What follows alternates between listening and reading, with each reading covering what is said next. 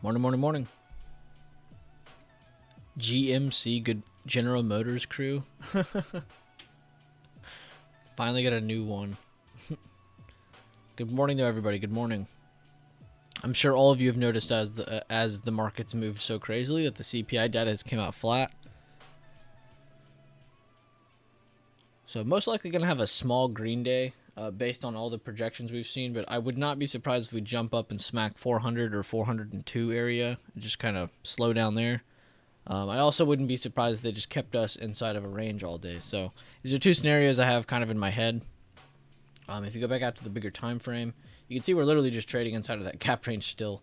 So we were kind of consolidating in here, slowly retaking this one. We gapped up the other day, got into this one, and you can see we're actually starting a little bit higher. So we're actually almost filling that gap. So that's kind of the big thing that's happening today, is the fact that we're filling that gap today, which, hold on, let me screenshot this.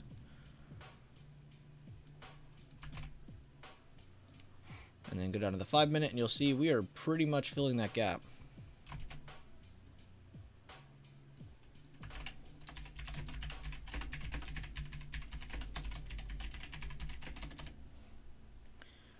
So that's kind of why I say we probably go up and smack 400 at least. Now, the big thing is that a lot of people are going to want to trade today. A lot of people are going to want to jump into trades just because of the movement finally. I would not be one of those people. I would either take 1 or 2 scalps today or just sit on your hands. Today is not one of those days to blow your load. This is not the only report coming out. That's CPI. We still have speakers coming out before lunch and into lunch. And then the end of day data can still reverse everything. A lot of people believe that the second piece of data that's coming out, I think it's at like 1. I have to go check again. But they think that data is going to be what brings us back down again. So be very careful today. Today is not one of those days to really go blow your load and just blow your account. This is not one of those days, trust me.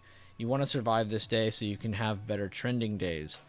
But overall, there's still going to be some pretty good opportunities, most likely. I'm not going to say you can't trade. There's definitely going to be some good opportunities here and there. But I'm probably not going to make a list today. So I'll probably just watch the sectors and the tickers, of course. But again, my main plan today is that SPY is most likely just wanting to fill this gap. Anything, excuse me, anything past that is extra. So I would assume that we go to maybe 403 if we do pass this gap fill here. But don't get your hopes up. Don't get super excited. They could just go fill this gap, keep us in this range, and then we'll see retracement or we'll see a rally. You know, it depends. So that's kind of a big thing. So I really do believe 400 or 403 is where we pump to, and then where we kind of chill at, and then reverse and probably range trade. If we make a new low of day, I'd be surprised, but we'll see. So that's kind of like the gist of what I wanted to cover today, and it only took 5 minutes. But there's still a lot of stuff coming out today, so do not jump into things thinking that, okay, I'm behind it all of this is going to be done, I can trade peacefully. No, you can't. There's going to be a lot more shit coming out today.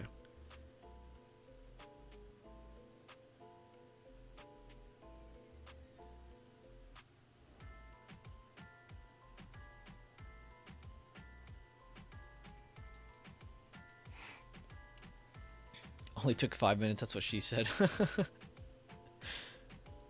30-year bond auction. Here, let me just look. I don't remember what I was remembering. I did all my notes last night, and then I went to bed. Let me find it. I normally just go to Econoday or Market Watch to see which one I need to pay attention to.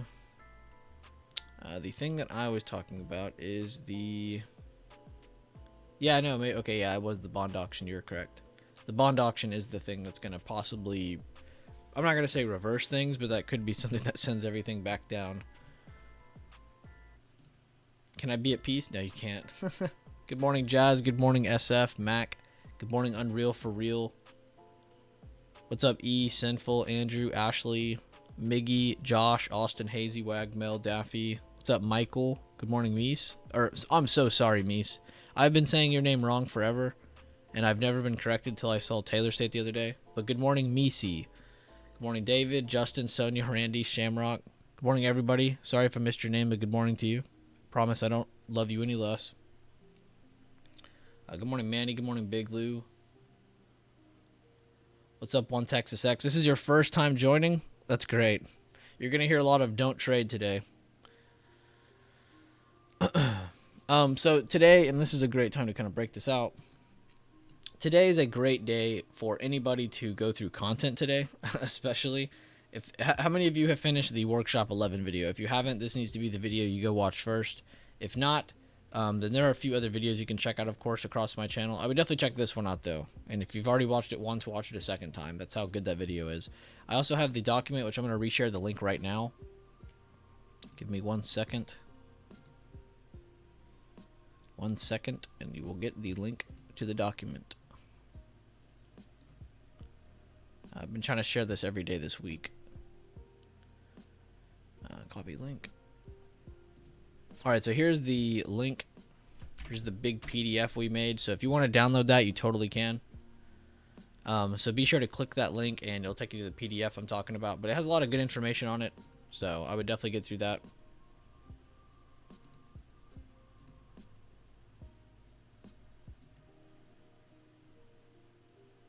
If you haven't watched Workshop 11, literal ban. Yeah, I mean, pretty much.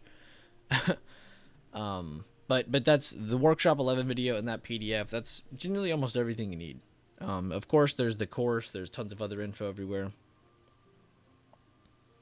Do I have a gap that needs to be filled on the downside? Let me check.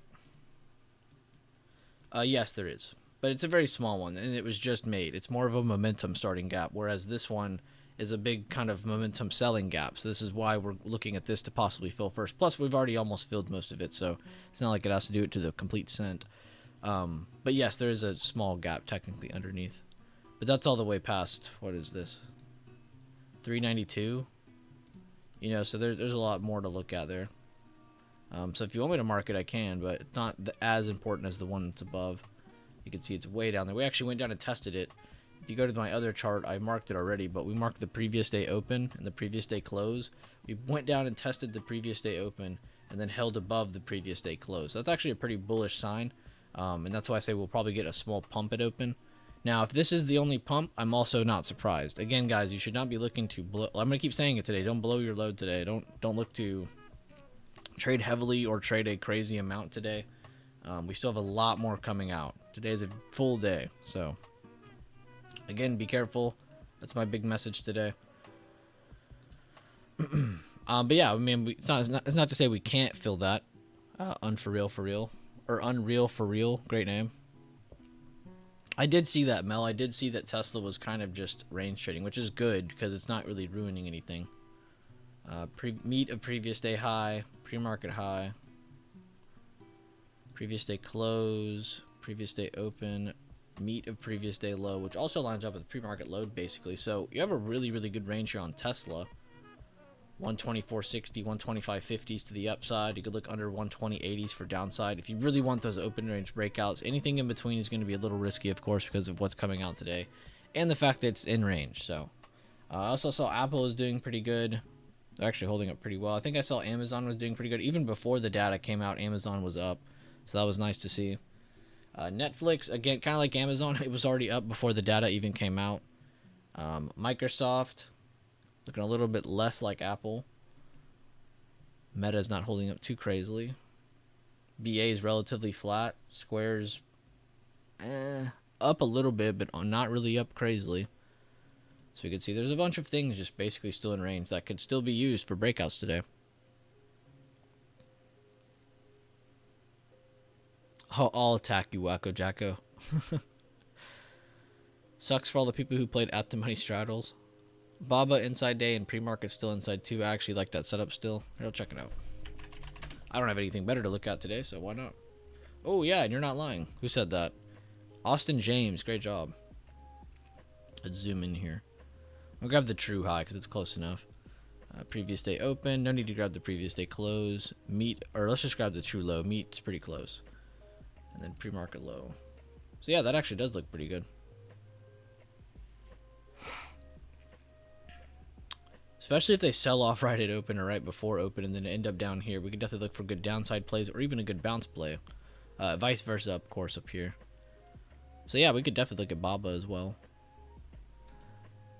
But that was my main concern I wanted to go over with you guys is SPY, the bigger time frame, what it is doing right now. I mean, we're basically just, if you go back out to the bigger time frame, for anybody who may be joining us late, we're basically just gone and have almost filled this gap.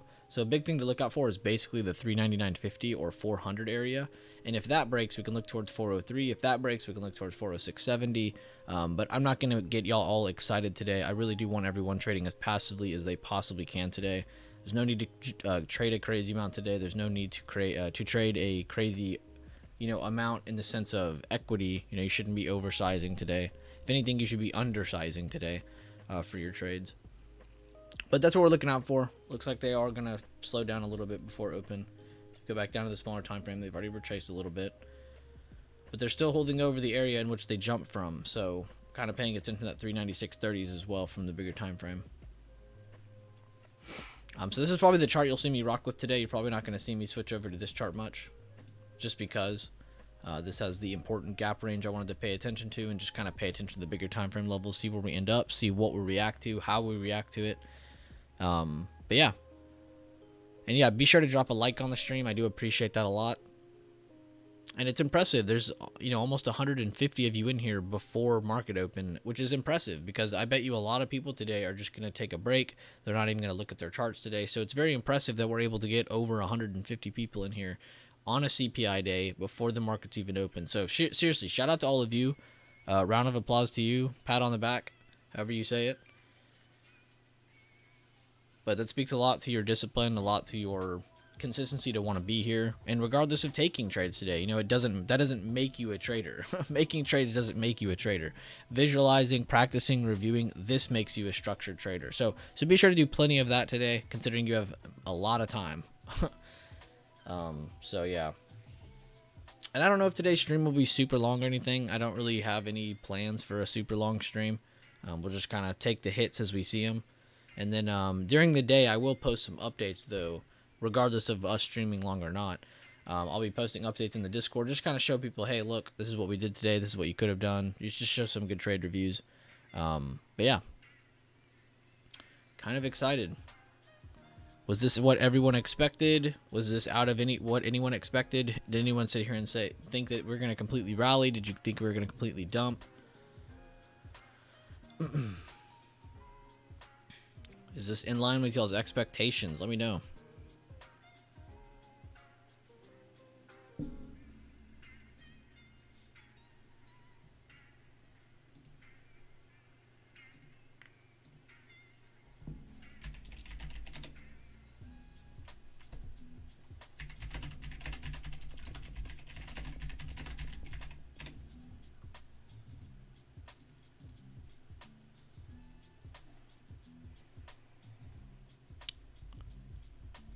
Potentially, Lawrence. I wouldn't say by much, though, since this pullback, it wouldn't be by much, but yes. You were expecting a pullback. Both bears and bulls got screwed on options. You're 100% correct on that one. How do you play it? You don't play it, Lawrence Smith. If you go back to the beginning of the stream, you'll hear me say 10 times over, you should not be trading today. You were expecting the market to move. Pretty solid analysis, DXMac. Love it. Good morning, Jorge. Or George, however you pronounce that. Sorry if I said it wrong. In line with the expectation after watching so many prior CPIs. Do you think Netflix will keep rallying into ER next week, then dump? So many upgrades lately, way overbought. No, facts. 100% way overbought. There's actually a bunch of things way overbought right now. But yes, it could be in anticipation of earnings being good, since their quarter actually was pretty decent. So I wouldn't be surprised if you see them get up to earnings and then sell off. And then, like you said, get that dump and then get that better retracement, which you could actually play some good dip plays on, or that could be the start to the bigger leg down. This isn't even my bigger time frame chart. This is. You can actually see we're actually still in supply. We haven't really exited much. Though they have slightly penetrated it today. They got up near 333 today. That is a good sign. If you go back down to the smaller time frame just to see it a little better, they actually tried to hold on top of it for a little bit, and now they're back under it. So they tried to break past this supply. So it's not like Netflix is over. They definitely could get on top of this and continue higher. I'm not going to say they can't. But yeah, they are a little tired. But back to the other idea, though, where you said overbought charts.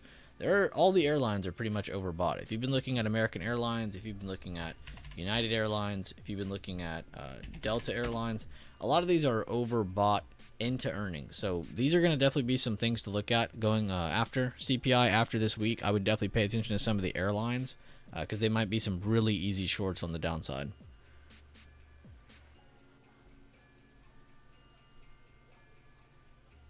Feels like a little bit of a... Yeah, pretty much, Big Lou. You're not far off. What's up, Chuck Hall? Good morning. And yeah, Lawrence Smith, but these are hits to the market we have to accept. We have to accept there's going to be days that it's not favorable to trade. It's not a favorable market condition. Yeah, they're screwing everyone this morning, though. I mean, they're going up, they're going down. They're keeping us sideways before open. So, and I hope a lot of you guys understand that. I hope you don't join this stream and think, oh my God, today's going to be so exciting. We're going to catch so many plays. Like, I hope a lot of you did not come into here thinking that. I really do hope a lot of you came into here thinking, okay, I just need to be here to watch the market. I don't really need to be here to trade. I don't need to be here. If you take some scalps, awesome. That's great. I'm not going to bag you on that. But nobody in here should be expecting anything crazy.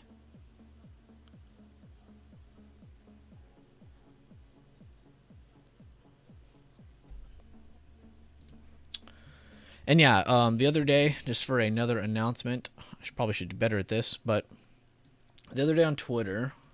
let's go see if y'all got it or not. The other day on Twitter, I said if this tweet gets 150 likes, I'll start doing power hour streams every other day. Yeah, here. You guys got 210. So you guys destroyed my target for you all. You guys destroyed 150 likes. So we will be doing power hour streams. After that, I said done. I'll start the first one next Monday. So expect a power hour stream next Monday. And every other day, I'll do a power hour stream public on YouTube. So that means Monday, Wednesday, Friday, I'll be trying to do power hours. Sometimes I'll change it out where my Friday will be on Thursday, and then we won't do on Friday. But I wanted to at least give you all that announcement. I'll go over some basics first in my first few streams on power hour, but I'm very patient, and I'm only going to take what I'm most confident in. Don't expect a signal every stream. Also, for more context on how I swing, I have a playlist and backup channel with swing content on YouTube. Again, if you go over to my YouTube channel,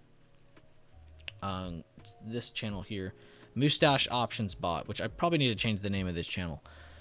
This is my backup channel that I used to post a lot on almost 2 years ago. Nothing but swing trading videos on here, so you can definitely check that out if you are interested in what I'm going to be looking at and how I'm going to be looking at things in the power hour stream.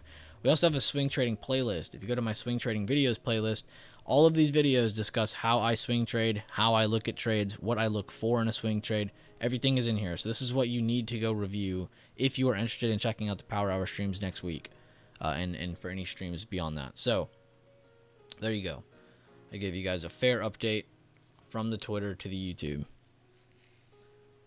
Good morning, Ace.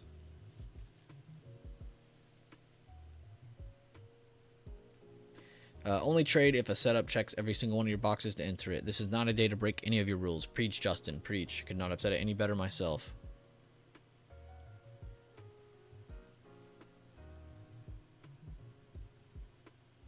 Yeah, totally fine, Jonathan Sherman. If you're taking a break today, this is the day to do it. I'll relink it, Appy. 1 second. You just missed me link it. I'll relink here in a second.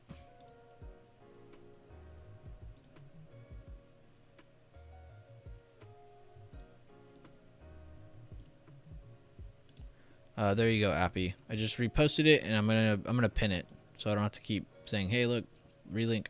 But there you guys go. Yes, Josh Powers. That's what I just sent. It's the PDF. It turned into just being a checklist, and then I kept adding more to it, so it's a lot more than just a checklist. But that has literally everything on it. But yeah, that's pinned now. So if you guys see anybody ask, just say, "Hey, check pin message." So on and so on. Chance, there's nothing on the scratch pad today. I have no plans. I'm mainly going to be discussing SPY and just kind of watching short-term action. I'll go to different tickers during the day, but I don't plan on having a super long stream, and I'm mainly just going to be watching SPY to see what we do.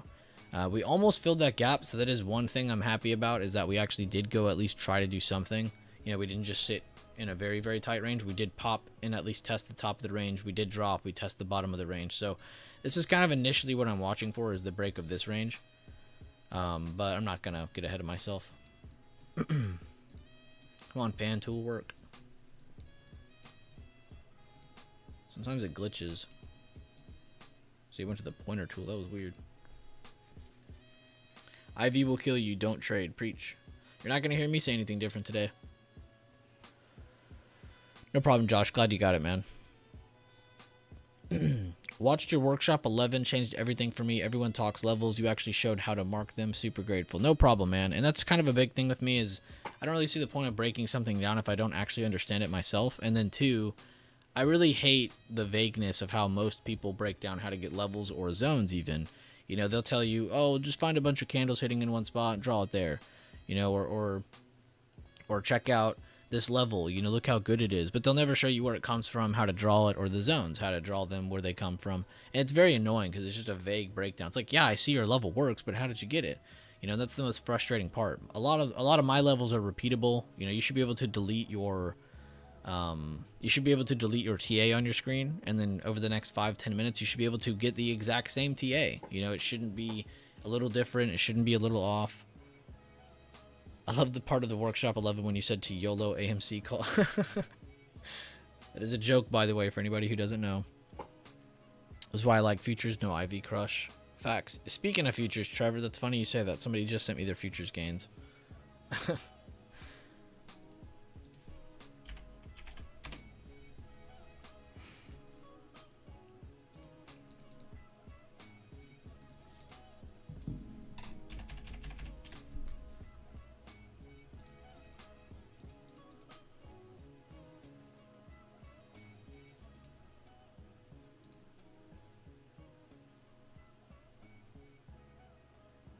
Confirmed. Good morning, Hector. Always glad to have you in here. You're doing amazing work, bro. Being able to get a watch list with levels is a game changer for me. Awesome, man. I'm very happy to hear that because I really do enjoy the pre-market prep.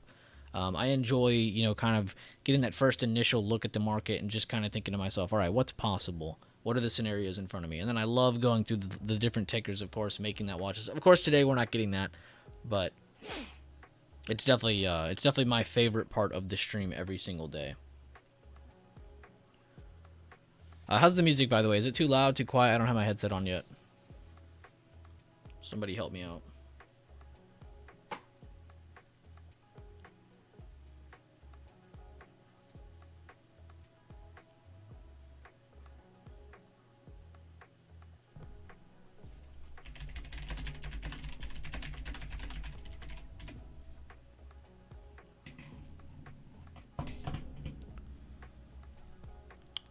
Little quiet. I can bump it up a hair then.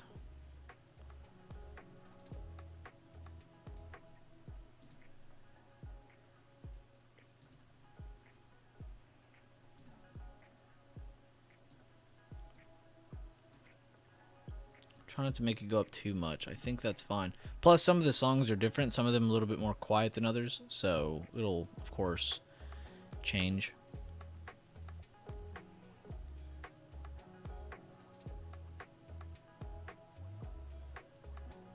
Everyone in this stream will get better, period. Facts. 100% facts.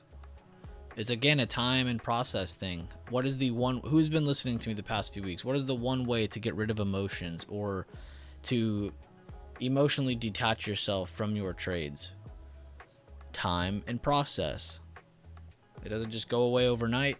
It does take time and through good process. Again, whether that's drawing your levels, practicing those, visualizing trades between those levels, you know, mentally trading like Fao just said in the chat, you know, that's going to help you out. But it's only going to happen over time. You can't just do it 1 week and then expect the next week to be a lot easier. No, you're going to be doing it for a few months at least.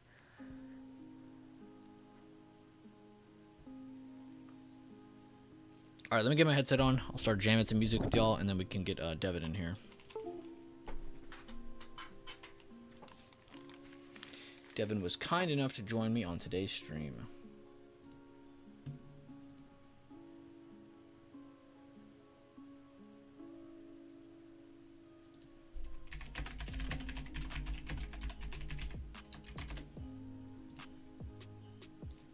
Oh, that's loud. Yo. What's going on, Mac Daddy Devin? Gotta mute my stream. Not seeing much, little dip and rip action this morning. Perfect example when one side's leaning too heavy one way. They just took it straight down and killed the shorts real quick.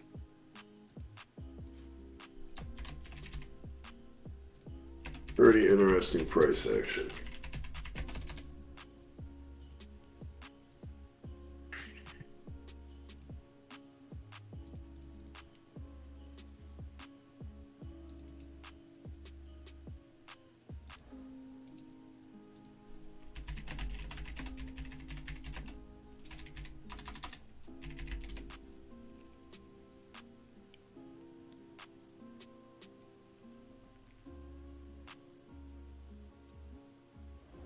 Totally fine, James. And yeah, can't wait to see your review, man. It happens to all of us, though. Don't beat yourself up too much. Good morning, Sylvia. Always glad to see your name pop up. What's up, Green Candlestick? How do I take the BB course? I can drop you a link if you want. If you don't already have it.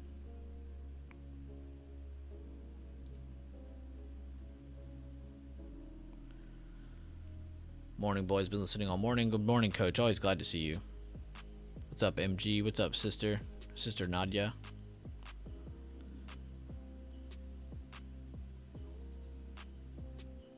Chuck saying great read is Trading in the Zone by Mark Douglas. Also has YouTube videos, 100%.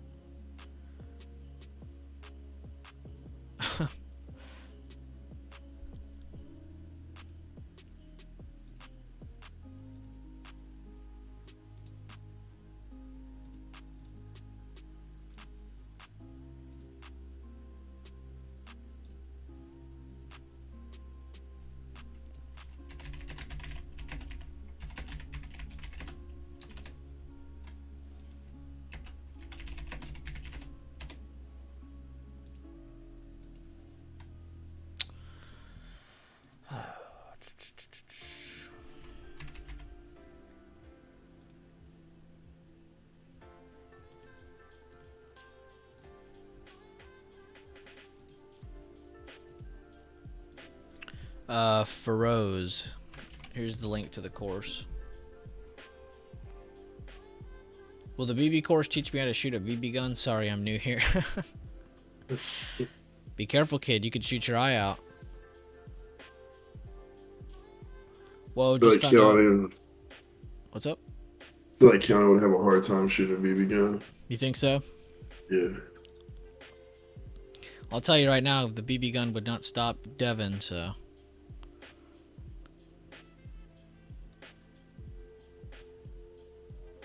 Alright.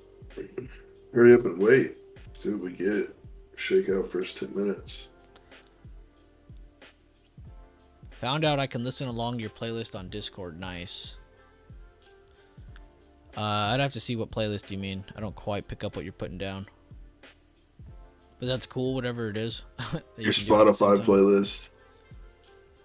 Oh, I see what you're saying. Yeah, you can listen along with me. Are you jamming with me, Pike? I should be able to see it. Yeah, technically you could click my name and just listen to it from there, and then you can turn up the volume or lower it as much as you want. If you're just listening through the stream, I get to control it. But that is pretty cool. I 100% forgot about that on Discord.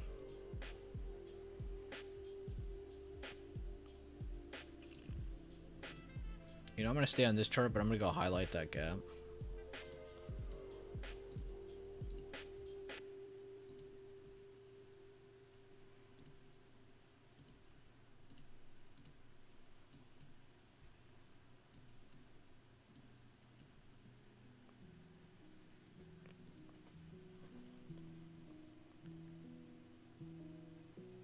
What am I listening to currently? Well, I'll give you an update because it just changed. Close Your Eyes is what it's called on that playlist, like 20 seconds in.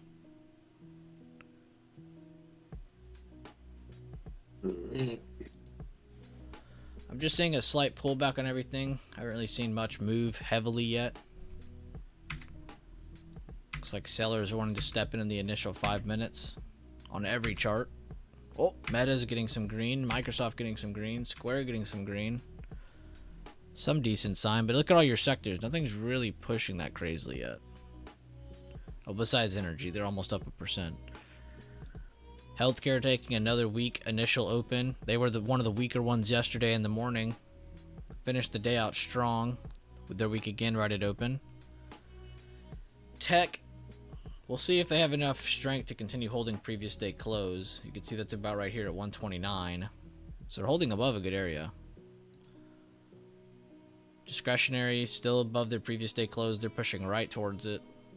Comms have a lot of room to their previous day high / close. Financials have a pretty good amount of room. So watch for us to at least go test those areas in a lot of those sectors.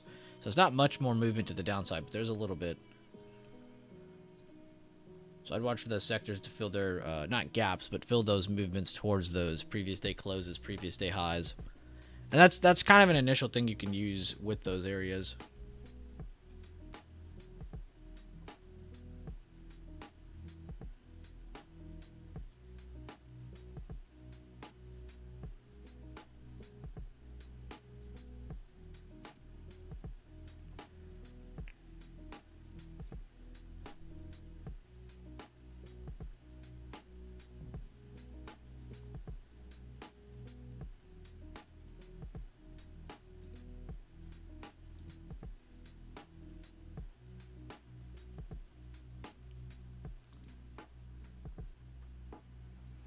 Yeah, that's a pretty crazy candle on healthcare in the first 5 minutes.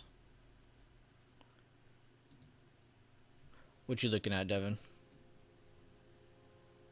Looking at how Meta and Microsoft are kind of holding up, but Tesla and Apple are getting hammered. Google hasn't moved too much. XOM's pushing up. Meta and Berkeley's coming Microsoft down. are really the lone warriors. Yeah. Oh yeah, Berkeley is coming Nvidia. down. Good call out. Nvidia's coming down a little bit too. Like you just said with healthcare, UNH is coming down. I'm gonna turn this song up. It kind of goes hard.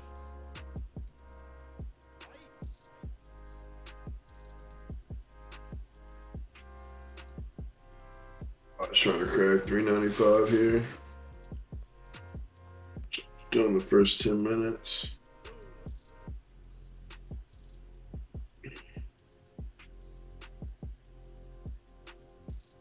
Yeah, we broke previous day close.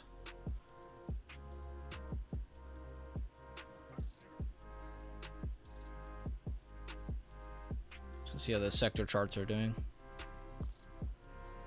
Yeah, tech broke and is trying to hold under previous day close. Keep eye on that. Watch healthcare at previous day low. Discretionary is breaking previous day close, pushing towards lower levels now. I would assume they want to go at least test this area here. 137. Comms still above a good spot. Financials are still above a good spot. Yeah, I don't really care about the rest of these. Energy's actually holding up pretty well today. What's XOM doing?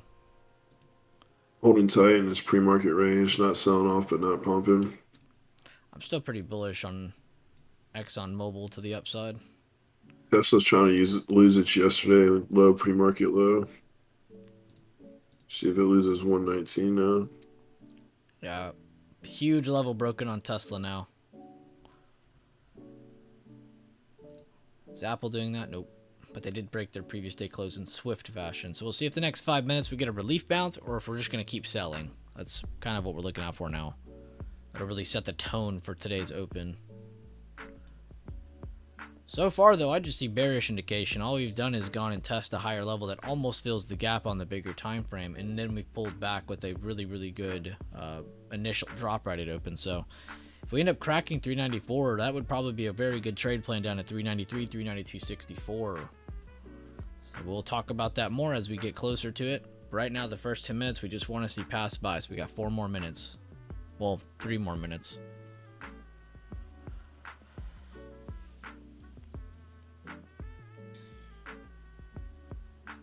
Good stuff, Jack. Glad you didn't jump into it early. Your PFE inverse head and shoulder invalidated. That's very nice. Even though it's invalidated, it basically means you have to wait longer, Jack. It's okay. It's still nice to be able to point those kinds of things out. So good job. Good morning, newer to the stream the past few weeks. Appreciate all you do. Bueller, the pre-market prep has been helping me manage expectations and watch the market develop versus chasing it open. I'm very happy to hear that, Hot Hands, because that is definitely one of my biggest intentions when I do pre-market prep. So I'm very glad to hear that. Good for you, man. Very happy to hear that.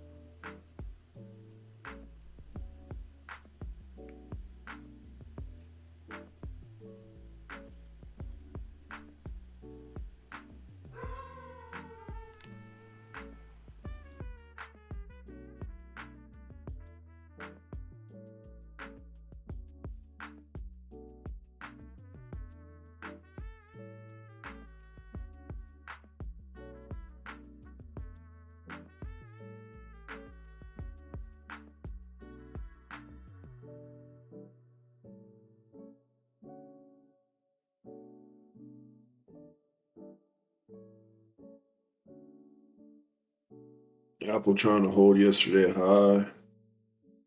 It's about a minute 30 left on this 10-minute candle. Meta's still holding up pretty well, so is Microsoft. Google's still in a decently tight range. Amazon and Tesla definitely the weakest. Berkby's even pushing back up towards yesterday high.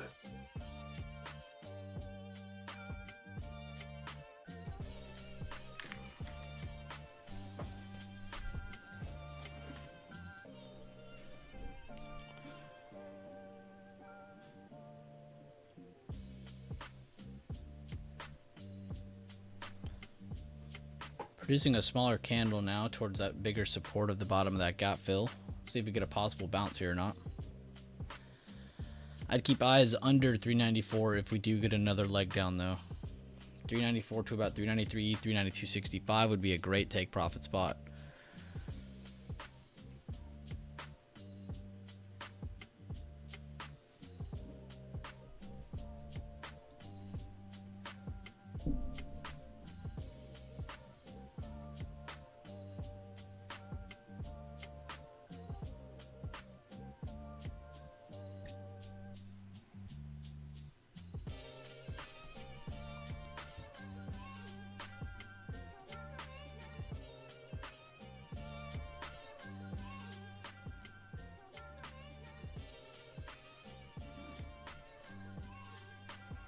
Tesla's still weak under that 120.84 previous day lows area.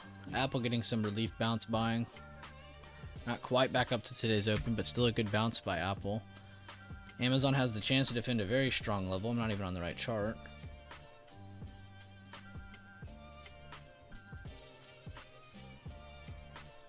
Netflix looks just like Tesla. Meta finally producing its first seller candle after 2 wicks on 2 green candles. I think we also saw the comm sector was holding up it just in general very well. Yeah, they're holding up over previous day close. Very well so far.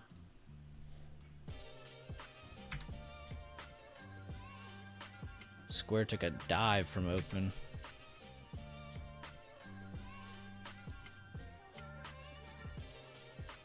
Let's see if that 394 plays into effect now.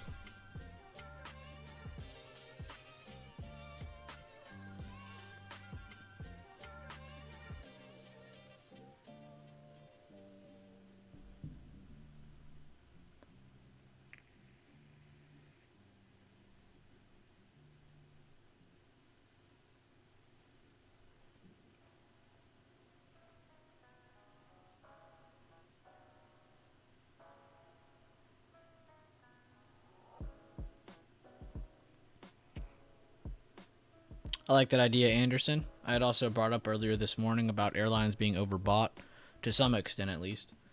Some of them do still have earnings though, so that's one thing to be very careful of. There are still a couple earnings across some of those airlines. UAL, DAL, AAL, ALK, SAVE. There's a ton of airlines.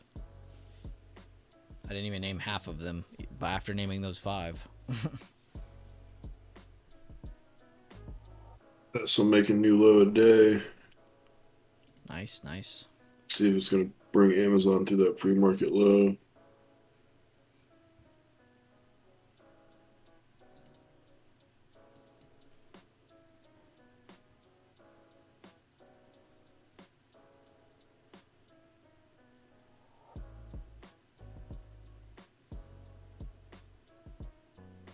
Yeah, watch 94.60s, 94.30s on Amazon for a potential drop further, especially if Tesla keeps selling off like Devin just said. I'm also waiting for Microsoft. If you guys look, Apple's actually reversing very hard. Microsoft was holding up initially, so Microsoft might be a really good one to watch under 234.50s. Again, that's Microsoft under 234.50s, especially if you have Apple continuing to sell under 133s. All sectors have turned red except energy now. We had a kind of interchanged mix of green and red. Now every single one of them are red besides energy. Even energy is slowly pulling back. So every sector in SPY just pulled back a little bit. Well, some more than others, as you can see. Saw healthcare take a nasty fall straight to their previous day low. We've seen XLK, XLY, XLC, and XLF all push towards and break past their previous day close. Even some of our smaller sectors like industrial, staples, real estate, base materials, and utilities have all broken their previous day close as well. So they've broken the next levels that were under them. That's not good for SPY. We now have we don't have rising volume yet, but we have really good volume pouring in as they're cracking 394. Let's see if they can hold under 394 now. We have less than 2 minutes in this candle.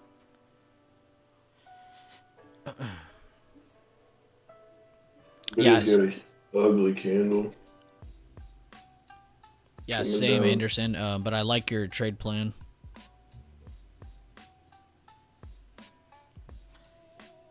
Well, Sherman, think of that as your one-way ticket. Good stuff getting your 25% on Apple Poots. Took some SPX puts on that Tesla low day.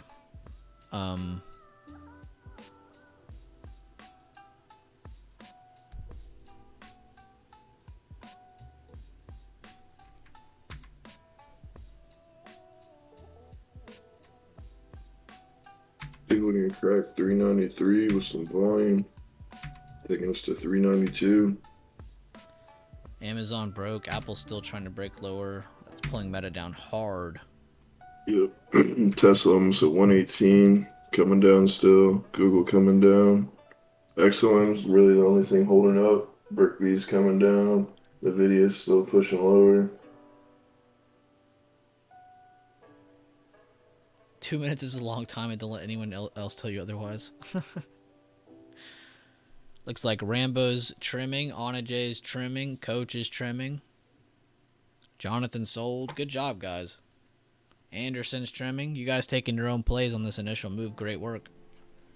And yeah, that was pretty cool seeing a lot of sectors go green to red instead of just opening red and dropping red, making it a lot harder to get that confirmation. But that was very clean to see. And you guys can see after pushing through 394, they smacked 393. They didn't quite get to this next level yet, but it's nice to see at least one of our trade plans work out, especially on a day like today.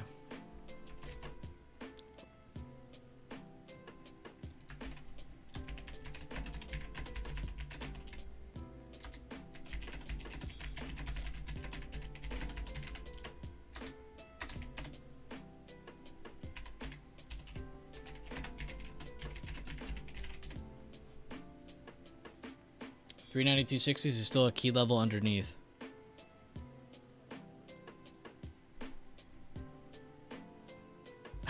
Sinful.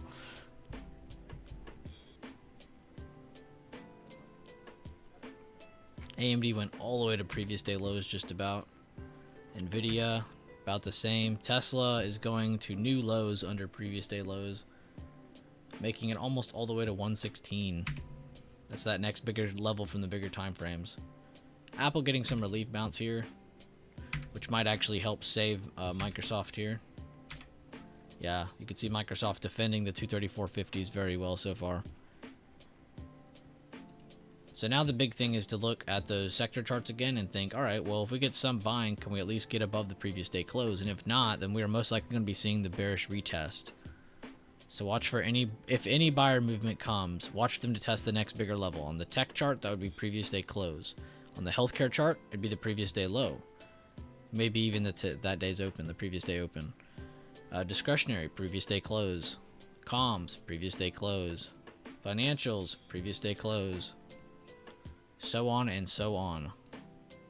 All of these are playing from basically the same exact areas. And energy is the only green one still, and they're really just holding up. They're not really going up. They're just holding. So I would expect some relief buying. It looks like a lot of these things have approached good areas. So if you are in shorts and you're just scalping, I would take profits and look for a new play soon.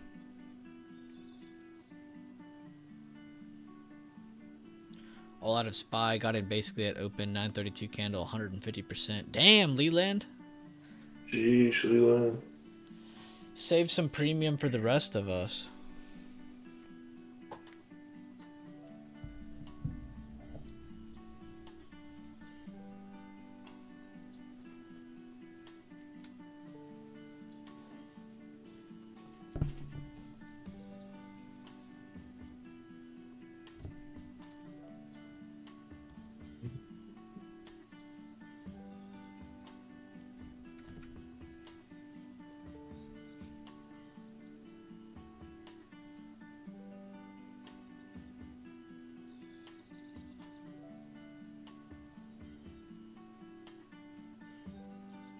Told you I couldn't wait for put season. You did tell me that. You did.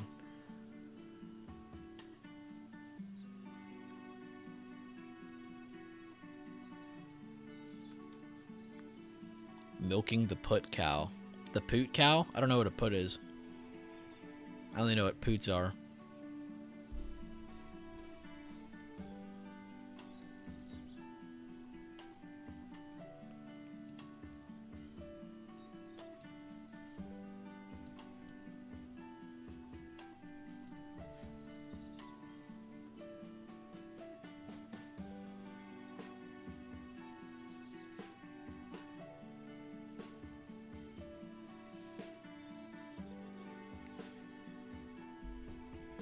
Amazon starting to lose its pre-market low.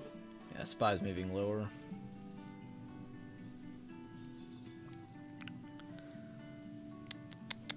Poot cow. Leland is my hero. He's mine as well. XOM new high of day. Great call out DX Mac. Energy representing. And yeah, remember they were only up 0.7%. They're up over 1% now. So energy has finally moved higher. Yeah, SPY still moving lower. AMD looking to test previous day low to the cent. Same for Nvidia. Apple not getting any relief buying yet, which is going to hurt Microsoft at the 234.50s. So they should be breaking that, and they are. So I wouldn't be surprised to see some selling step in here on Microsoft very soon, especially if they do not retake 234.50. So that should be your short level. That should be your stop. If you want to have a more loose stop, keep it at today's open. But I do like Microsoft. If you're just looking to sit on your hands today, just sit on your hands. Don't take that as a trade. But we did just smack 392.60. So if we got some relief buying, I'm not going to be surprised. That's why I was kind of preemptively telling all this. Because a lot of sectors have pulled back down and SPY has gotten straight to in between the gaps again. So this could be a spot where they catch some relief bounce again. Not bullish, but could see some short-term slowdown. So I'm just pointing that out. But that's the next key area to break and potentially sell off underneath. Now, if Microsoft does make that move under 234.50s and continues lower, that is going to hurt SPY.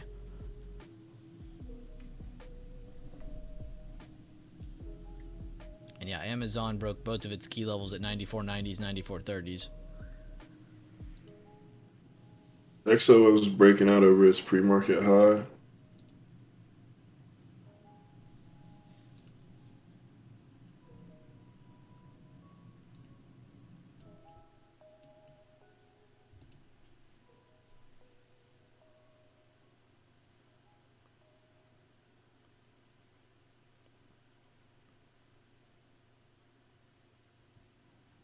Yes, Trevor, it would be. Great eye, Trevor. Great job looking preemptively to see, looking forward and thinking, all right, what patterns could this turn into from here? It's always nice to look at things like that. But yes, technically it could. And it'd be a great spot to form one.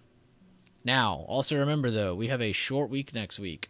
So anybody who's getting in positions tomorrow to swing over the weekend, you are going to be going through a 3-day weekend. We have Monday off.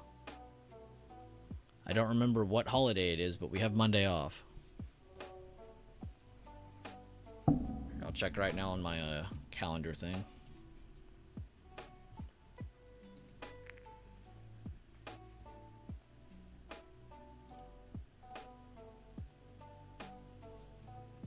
Martin Luther King Jr. Day. How could I forget? So yeah, next Monday we have off. So just remember that going into the weekend. Looks like a lot of you got it. What are you going to do with your extra activity time, Josh? Honestly, I'll probably make a new quiz or something for the chat and for everybody on Twitter. Not quite sure. Something where I'll still be charting, so I don't get out of the rhythm.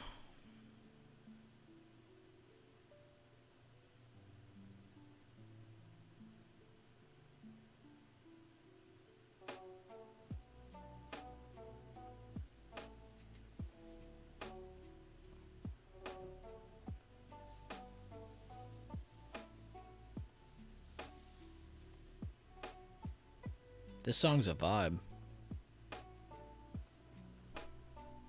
Microsoft's testing low a day. SPY's pushing a little bit lower. If Microsoft picks up some volume here, breaks to this level. Apple's right at that pre-market low as well. Amazon's rejecting pre-market low.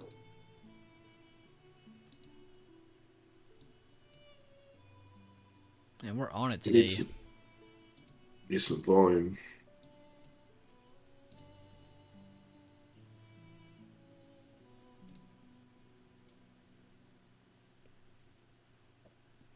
Damn, Taylor, almost 42% on coin puts. That's insane.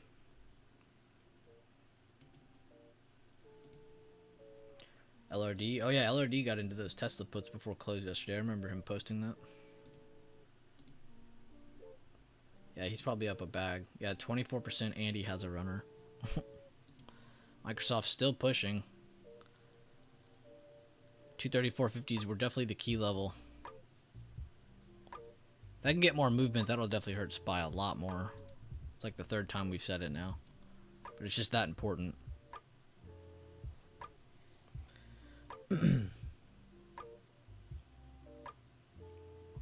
Exactly, Trevor. But still, nice to preemptively look ahead and think, okay, what could this be? That's why I was so excited when I saw you type like that, because that's exactly how I look at things. You know, I look at it and I'm like, okay. I mean, I'm not going to say it out loud to freak people out, but you could initially be like, this could be a dark cloud cover, or this could be the start of an evening star, or this could be this. You know, it's nice to just know that it's possible. And if it doesn't happen, then whatever, it just doesn't happen. You don't have that pattern there. Take that out of your head.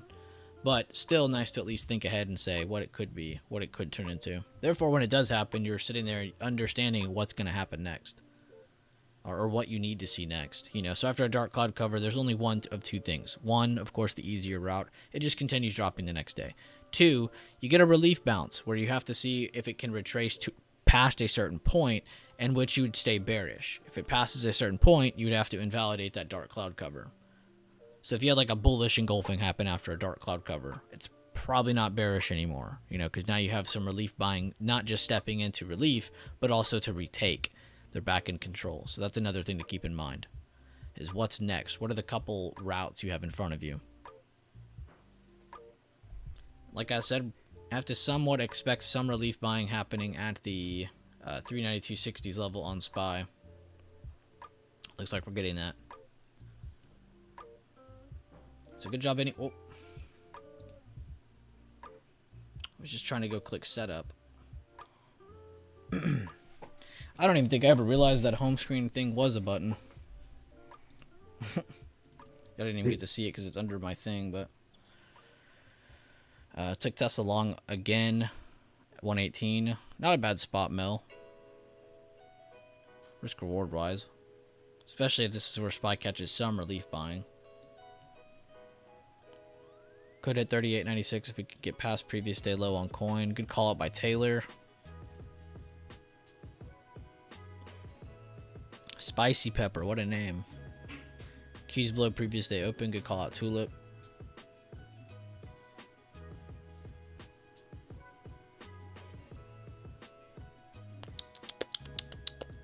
Alright, so see if this relief buying can take us anywhere. Again, guys, when I say relief buying, you have to understand that doesn't necessarily mean bullish. It means that we have to expect some green to step in after so much red. That's as much as I can break that down. There's always going to be some relief buying when too much selling has happened too quickly. This is what parabolic moves do in either direction. They don't have much consolidation before them, and you get a big move after it. You have to understand that there is going to be a reverse action of that, a reaction.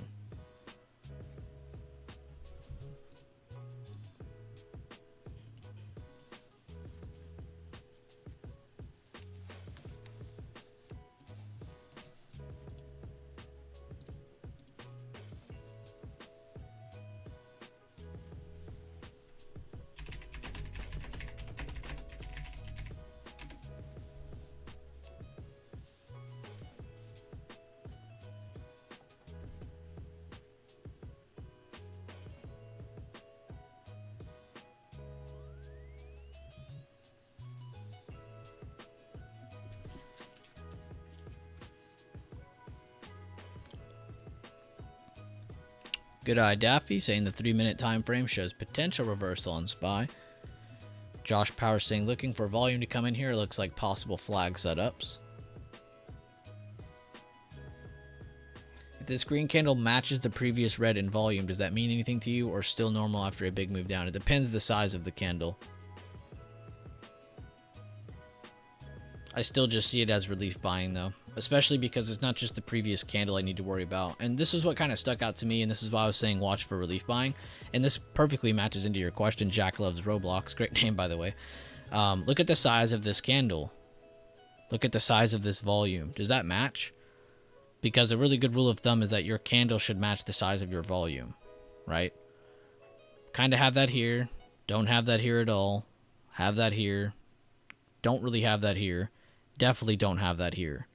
Now we're kind of mildly getting it here. So this matches the volume. This does not, which means it's an anomaly, which means there's most likely a lot more support sitting here than you would think. And that's what, and again, now what does that mean that this candle means then? That it's indecisive, that there was a huge battle fought here, both to the upside and to the downside. The fact that they're holding a support can initially give you the signal of saying, all right, well, there could be some buying stepping in as long as they don't lose the low of this candle. If we see any kind of volume step in past the low of this candle, we have to assume there's going to be another leg down or at least another seller reaction, right? If they continue holding it, then we have to at least anticipate that buyers want to step in. Whether it's a relief bounce or to be bullish, it doesn't matter. You have to expect buyers to show up there. So this is a big, big, big anomaly on the chart right now. Again, all that information's on the PDF. It's inside the Discord server. So if you've never heard any of that before.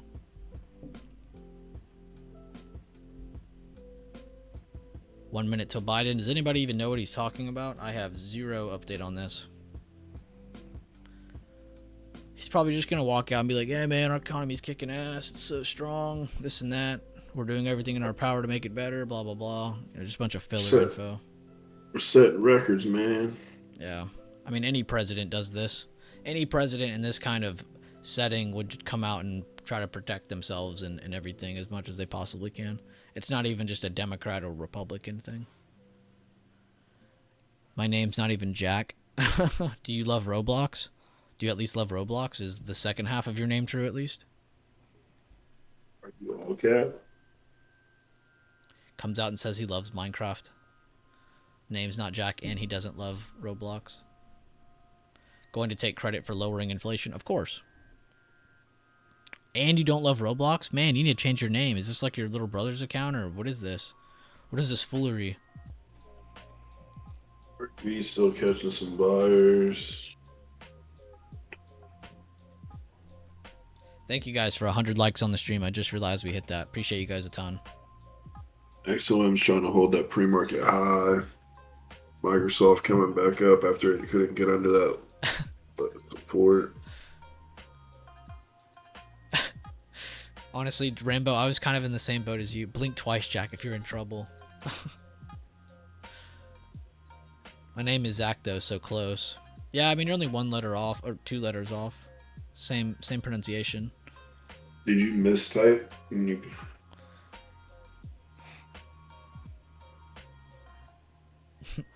That's why I think it's like someone else's account he's on or something. John Army staying on top. Heard that. Still getting some decent relief buying here, lowering volume so far. Still have about a little under 3 minutes on that candle. Both Mel and Leland in sniper mode. When are they not in sniper mode, right?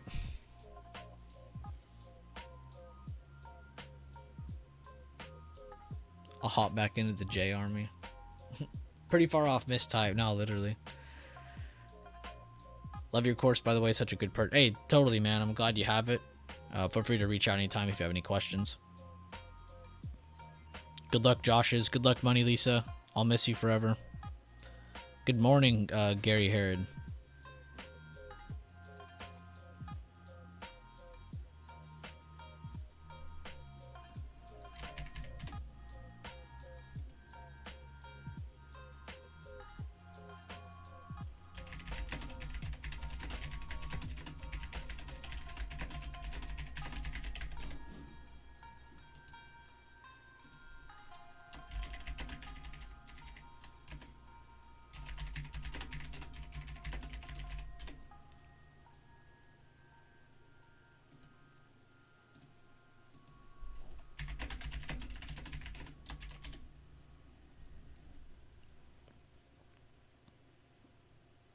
Oh, you're sped? Okay, that's what's up. No problem, man. I try my best to answer as all my DMs, not just as many of them as I can. I try to answer every single DM I get. Twitter, I'm a little slow, but Discord, Instagram, I'm very quick.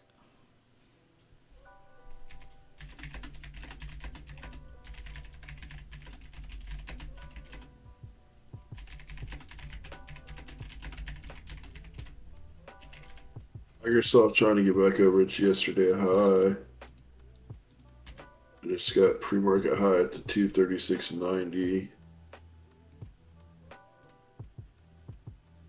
It'll be the third time it's testing it on recent short-term time frame here on the 10-minute. See if we can pop it. Or if it's going to reject it.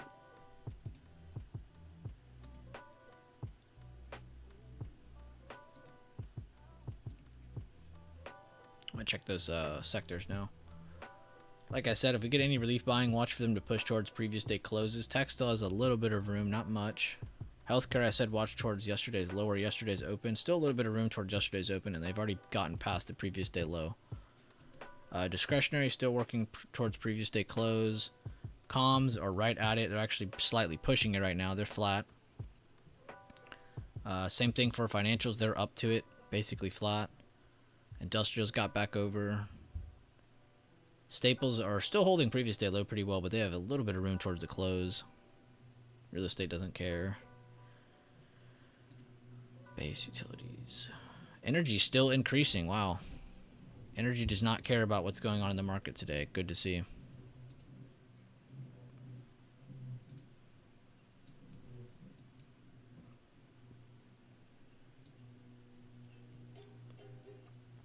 You see that previous day closed right there at 395.50. So watch that in case they keep going a little bit more. If I see a very small or a big wick on top and I see lowering volume in this candle, that might be your lower high. If it's not already happening right here.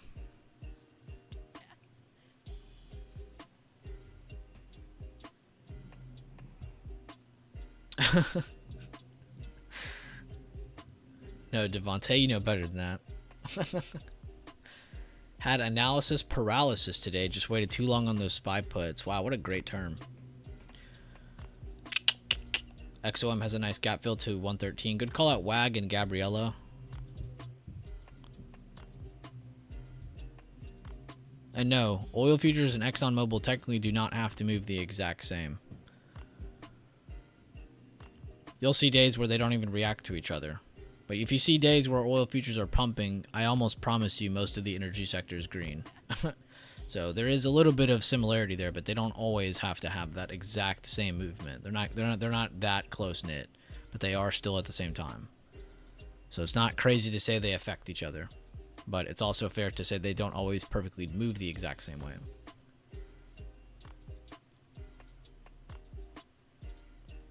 Finally finished the BB course with nursing and having COVID. It was hard to get to it, but since I have my trading has changed so much, thank you again. No problem, other Josh. Appreciate you, man. Very glad that the course is very good to you. Glad you've been going through it a lot.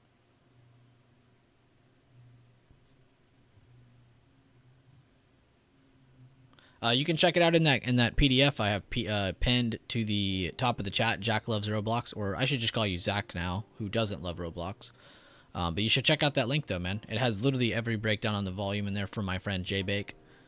That's who I got it from. But check it out. There's all kinds of examples on basics of volume, and then it goes a little bit further in depth after that. But take your time on it, of course. And you'll see tons of examples across the stream.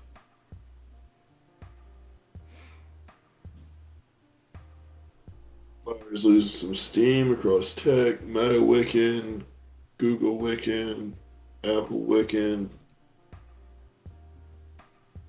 XOM's 10 cents off 113.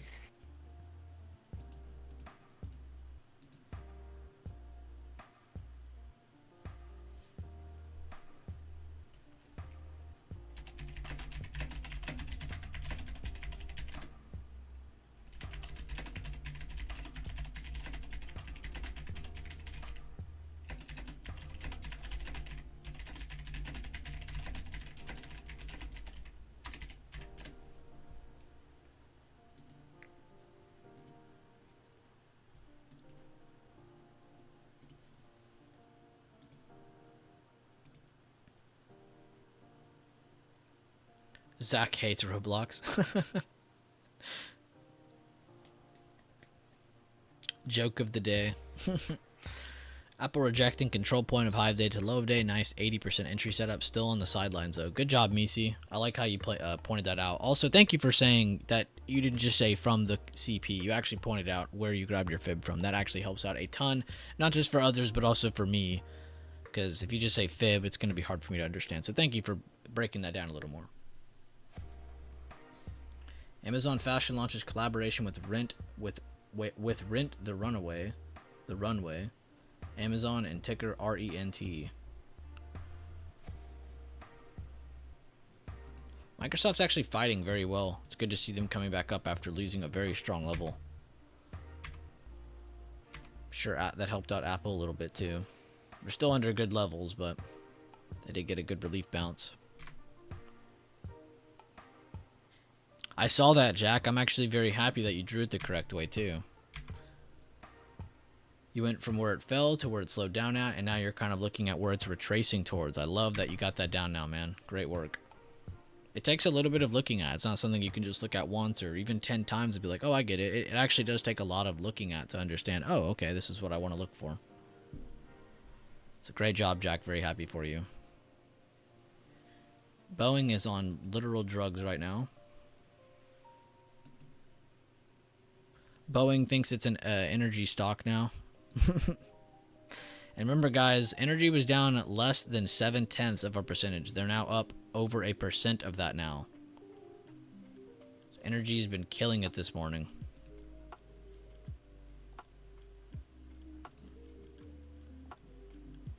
Stuck to your trade plan, can't be mad. Exactly, Josh. It's exactly how everyone's mindset needs to be. I just hopped on a single put in the rejection of 50 with rising volume. Alright, make sure you have a plan in place for if it goes against you as well.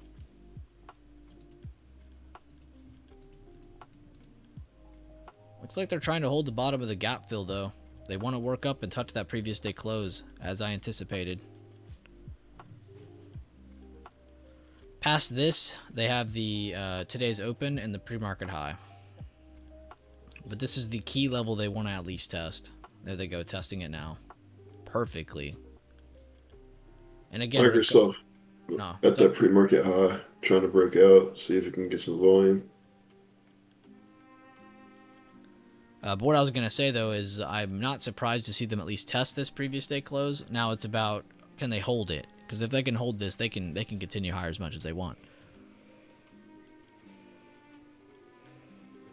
Pulling Apple up with it. See if Apple can get over its yesterday high. Spy trying to get over that yesterday high now. I don't want to disappoint Bueller and Devin, so I'm going to stop while I'm ahead. LOL, 2% on the port's not bad. 100% WAG. Love how you said that, man. And if you leave here, have a great day.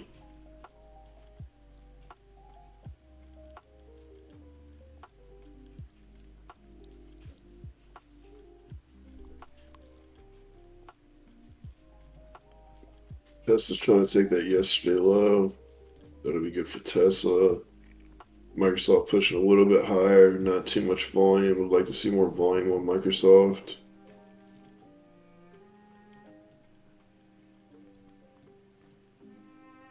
Amazon trying to get back over that yesterday high. XLM still pushing new highs at 113.33. Google and Meta trying to take out their yesterday highs. Pre-market highs right above. SPY just hit today's open. SPY just hit today's open. Nice. That's wild. Apple coming up to that yesterday high. Berkby is as well. You're in a nice little push with almost everything. See if it's going to continue.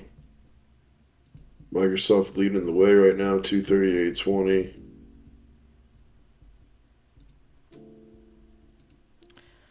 They're going to jank everybody around all day.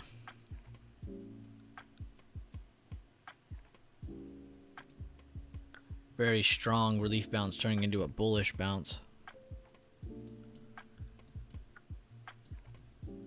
It was just a relief until this point. The fact they held the bottom of the gap and then pumped from here, very impressive.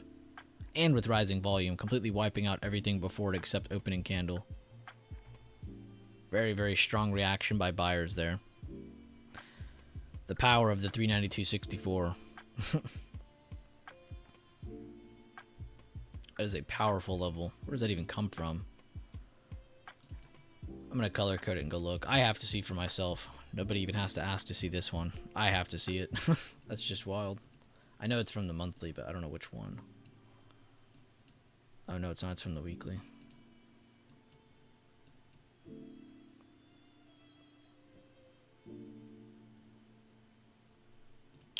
Wait, what chart? Oh, I am on the default chart. Never mind. It's an emerging candle, probably. I was wondering why it looks so weird. Yeah, an emerging candle from February 12th, 2021. 21221. Very impressive bounce. Meta, Google, Apple get all over these previous day high levels. There goes Meta starting to peak above. Good stuff, Jackal. I'm glad you're, whether it was from my advice or not, I'm very glad to hear you're trading super light today. Because like you said, you could still make money and not be upset about losing a couple bucks. And that's why it's very smart to trade light on days that are indecisive or just not at all. But you can see it's hard to maintain your discipline when you see really big moves like that. And I'm not bagging on Sherman here, but Sherman was one of those people that said I was going to take a break, and then they took a trade. And yeah, he got a very good gain percentage out of it, so I'm very happy for him. But it just shows it's very hard to stop yourself when you see good opportunity.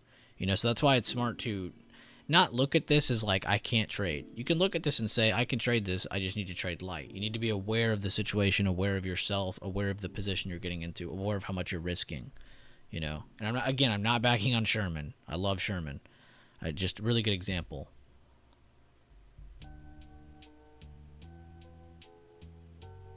That was a really strong rejection point. One bounce and boom, back to current day. Literally. Perfect analysis. Google, Apple getting over those previous day highs. Meta's closest to its pre-market high. Now that's the next level they just need to take out. Apple or Microsoft still pushing new highs. Amazon pushing towards 97 pre-market high. Not bad, Josh. No, you're good. I was done.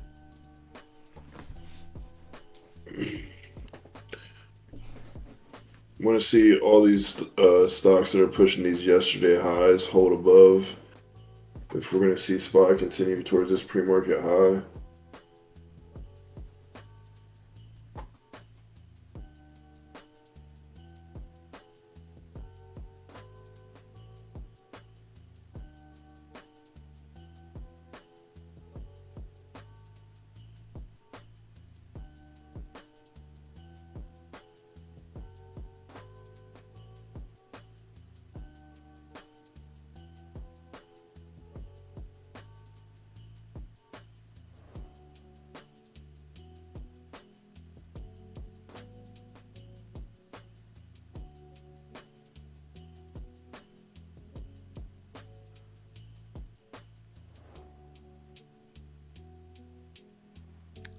Yo, good stuff on it, Jay. I just saw your gains on Twitter, man. Great work. I get you, dog. You're good. Could have mental traded too, to be honest. Won and done today for real this time. No, totally fine, man. I think it's good that's what you did though. I just didn't want you to limit yourself and say I'm not gonna trade today, and then you find a good opportunity where you know you can do some damage. You know, be like water, is what what's his name would say. Bruce Lee. Be like water. Be able to adjust. Be able to adapt. Be able to go in any direction. This is why I always teach you guys to plan for both up and downside. There's no point in looking at this and going, oh, well, we can only go up from here, or oh, we can only go down from here.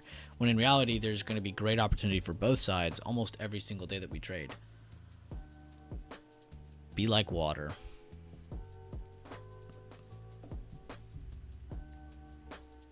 I'm very happy for your gains, though, man. That was a very awesome trade.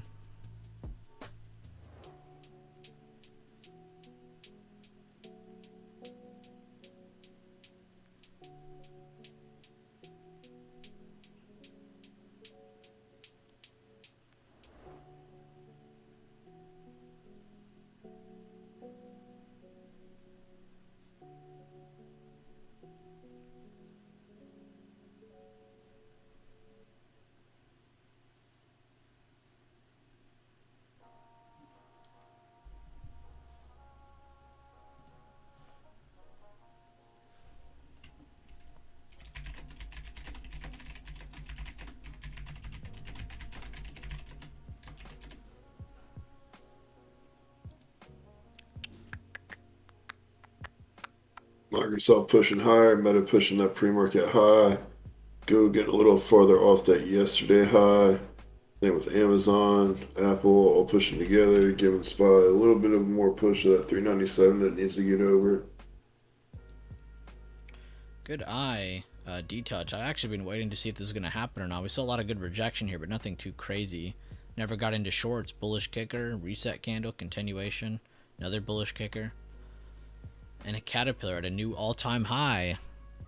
Even during all this junk in the market, we still have stocks hitting all-time highs. Very nice to see from Caterpillar. That makes me want to check John Deere real quick. I would assume they have a green day today. Yep, slight green day. That's another one kind of up at the top of their chart. Very impressive though, D-Touch. Thank you for dropping that update.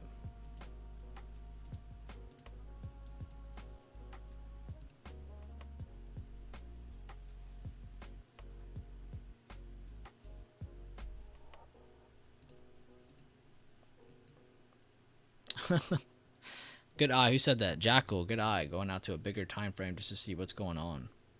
Sometimes it will make the picture a lot more clear.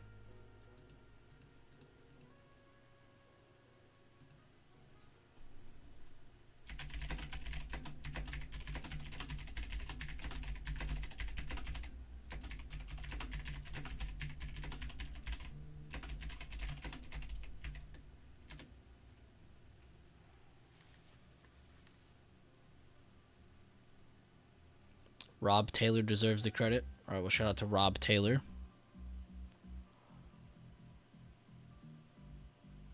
I want to see SPY get above and hold current day open. Yeah, they've pretty much gone up and touched it perfectly 3 times now, and they have failed to hold over it. But it's still nice to see that one of our levels that we thought it was going to go to from 394 was the kind of retest point. So I'm glad a lot of the shorts worked for a lot of you. And I'm glad we had at least a good idea of where you guys could take profits and start to get back into either calls or to just sit on your hands. You don't necessarily need to switch positions. The next thing to look out for is, can we retake today's open? Push over the pre-market high? Can we fill this gap? Or if we do fill that gap, can that send us through to 400.60 to 403 even, which is above? I don't have it marked on this chart, but 403 is the next level above 400.60. Or are we going to get a rejection here, a slowdown? Are they going to make a lower high? I mean, a higher low, you know. So there's a couple things to look out for from here now.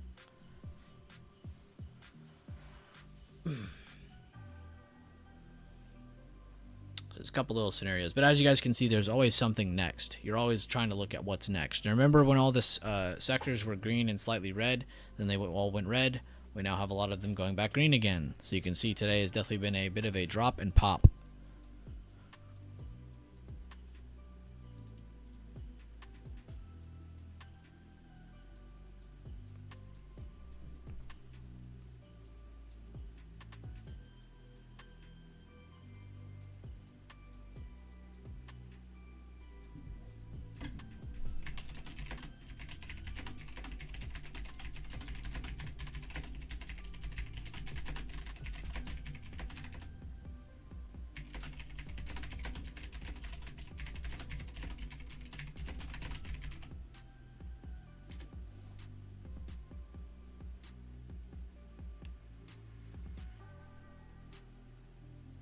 What's up, Sinful? How you doing?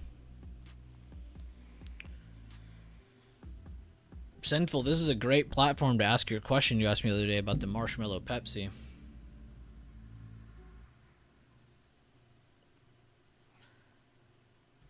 Tack down some true psychos in the world.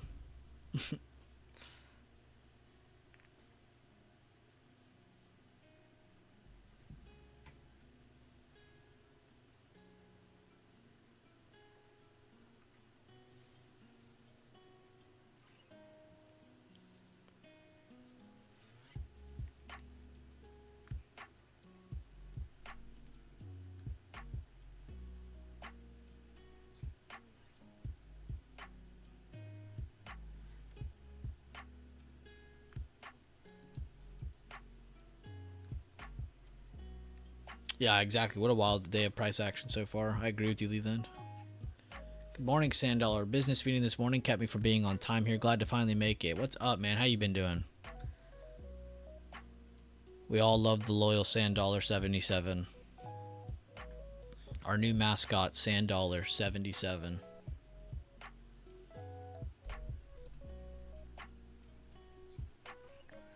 All right, well, if Sinful's not going to ask, I'm going to ask. Let me go find the picture and make sure it's all in the clear for me to show this.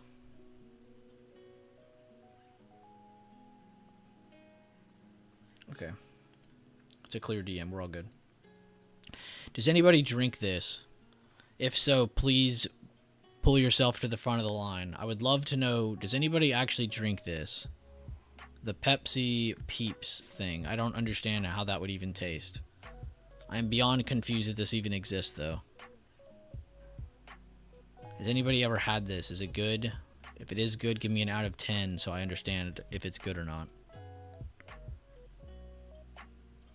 I was so confused when I saw that was a thing.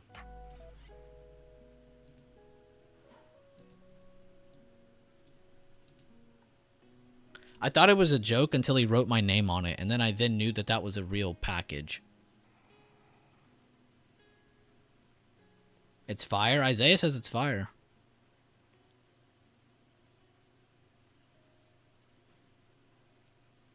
Peeps Pepsi Bueller collab.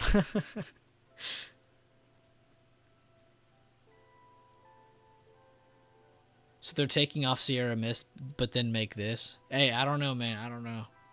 Good for diabetes. Pepsi Cappuccino. What? That's a thing? There's all kinds of Pepsi flavors. If I did a collab, it'd be with Dr. Pepper or Sprite. Which we'd never be able to do a collab with any of these people, but it'd be cool to do one with Sprite or Dr. Pepper.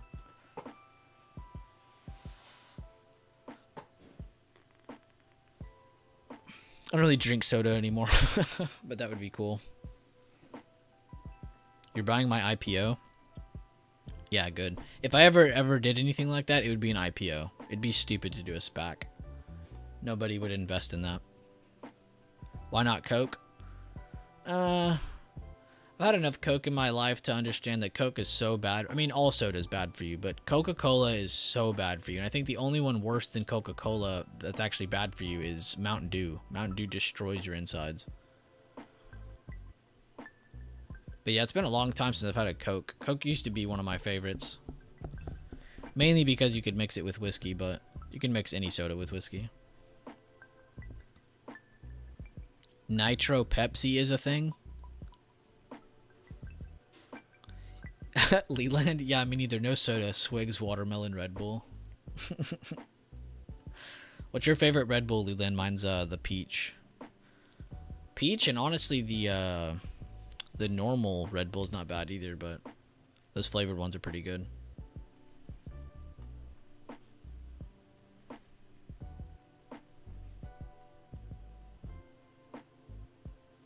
Yes, D-Touch, you understand the ways of the Force. Flaming hot soda.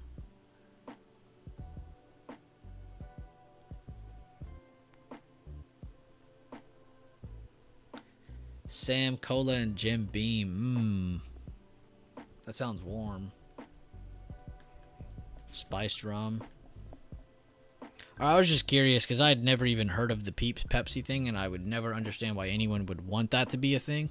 But it sounds like a couple of you said it was pretty good. Leland just named like half the flavors. These are my go-to. I'm not joking. Leland does not drink water. He only drinks Red Bull. I'm convinced he's AI. Alright, we're getting a good rejection today at today's open, or right now at today's open is what I should say. So this might be that lower high I talked about. And remember, we talked about all of this happening way back here. So you could possibly look for a relief bounce, previous day close, previous day open would be where you'd want to see price head towards if it did get a good bounce that wasn't just relief or a continuation down. And if we did get up here, the big thing would be to watch, can we pass this area, or are we just going to make a lower high and this is going to be a reversal? So we'll see here in a few moments. Ooh, Jack Daniels. Warren Buffett proved cherry Coke is healthy. Warren Buffett's also AI. There's no way that's a real human. Convinced. Shavaz Regal. The winter edition. Winter edition of what? Red Bull? I didn't even know there was a winter edition.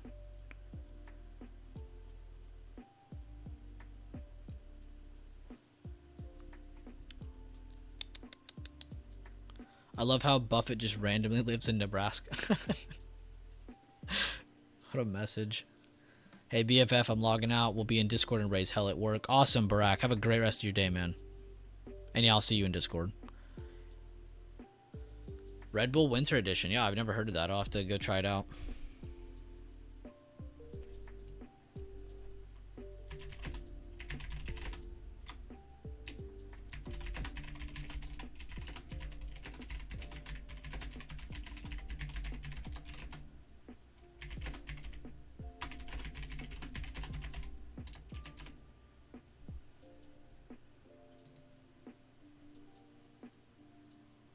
You can clean your toilet and car battery with Coca-Cola. That's disturbing.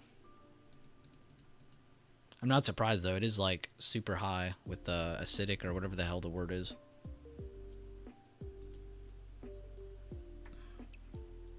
What was that show? It was, like, where they'd prove if things were true or not. I already forgot. Mythbusters. Mythbusters did a whole, like, 2-episode series on Coca-Cola.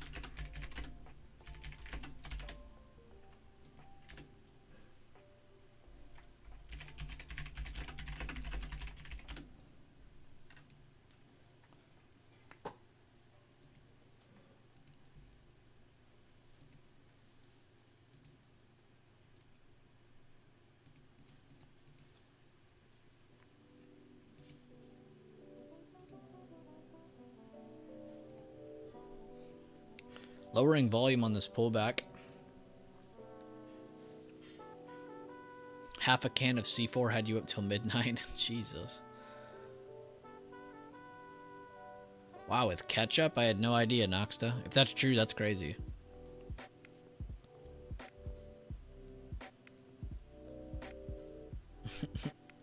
Damn, Leland, you and Gold Creation could be best friends. You got yourself a drinking buddy for Red Bull. You gotta drink Diet Coke. It's healthier because it says diet. I don't know, man. I've never gotten into those diet drinks because I grew up where one of my... She wasn't even my real aunt. It was like a step aunt. But my aunt was huge. And I remember all she drank was Diet Coke. That stuff did nothing. Love her, but it did nothing. Bill Nye the Science Guy. 80% entry on Tesla short. Let's go see if you're on it or not. Oh, you were correct. It already hit, but yeah. Good eye though, Mel. You've been on top of that.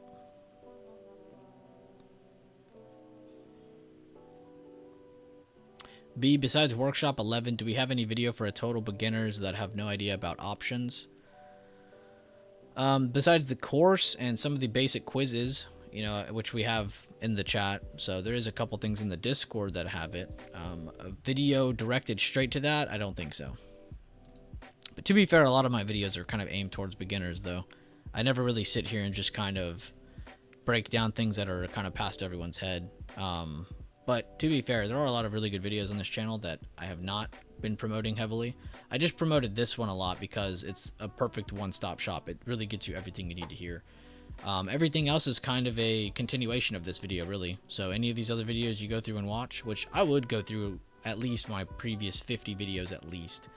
We have 300 plus videos in here. I'm not going to ever sit here and go, you need to watch every video to be good. No, you don't. But you should at least watch a lot of my more recent ones from the past year or so. A lot of these really have really good breakdowns on swings, day trades, all kinds of things. Again, using just the strategies I talk about. I never really kind of stray away and cover something new. Well, it's on that website, Feroz, but after you click it and get it, it's all yours forever. It doesn't go away. It's not a one-on-one. There's videos, quizzes, text breakdowns. There's all kinds of stuff on there. I also have been adding a bunch of stuff recently. I added the live trade series. We added the seminar that I was a part of with a few other traders. I added a couple quizzes that I have for my Discord that I put on there. So there's a lot of new information on there too. But it's all, again, consistent with everything we have on there already. Have a great day, DX Mac. Don't get lost in the snow today, brother.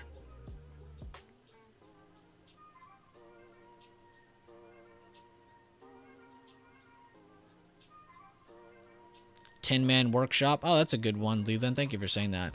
In the workshop video playlist, if you go to the playlist section of my channel, you can go check out the Tin-Man Workshop. I think it's one of the first ones. I think it's the very first one. But it's one of the first ones. Tin-Man's great. Workshop is great for options 101. There you go. And here, I'll go find it so you guys see me do it. So you can find it yourself as well. It's pretty easy to find. Just go to playlist.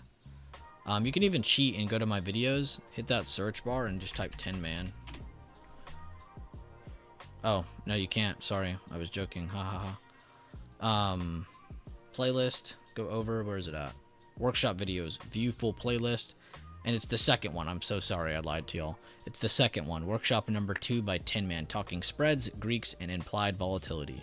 And Tin-Man's probably got the greatest knowledge of this and best breakdowns of this with different analogies, examples, and he gives you really good clear picture examples too. So this is a really good one. Devontae just had a good one, which a lot of you guys were asking me about the volume, how I was breaking that down. A lot of the volume I take from is actually from that video right here. Workshop number 4, which I would watch all these workshops. Every single one of these have an immense amount of info in them. Most of them are from me. You have one from Tin-Man. You have one from J-Bake.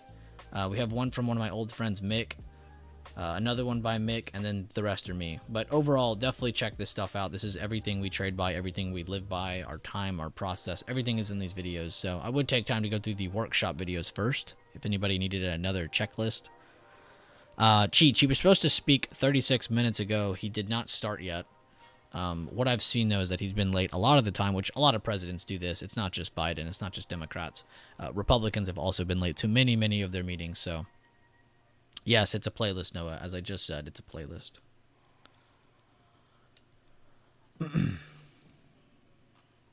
So, yeah, definitely check out the workshop videos. Leland said types what I wanted to say. No, King Cabina, I do not do same days. I think you asked me that yesterday. If you trade 0 TTEs, you're not giving yourself a chance. If you're trading 0 TTEs, I can't take you as a serious trader if that's all you're doing. If it's just one of the small few things you do here and there, like a rare occasion type thing, that's totally fine. But if you're sitting there always trading 0 TTEs, I can't take you serious. And I'm not just talking to you directly. I'm talking about anyone in general. That's how you burn your money up fast. Because at first you're like, yeah, but they're cheap and they can make money really fast. Yeah, they have the possibility of doing so, but that probability is so small. I almost always will do a next week contract.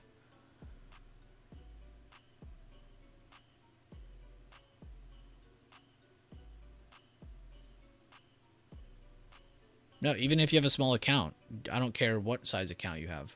You should not be doing the same days. Same days, you literally need the perfect entry.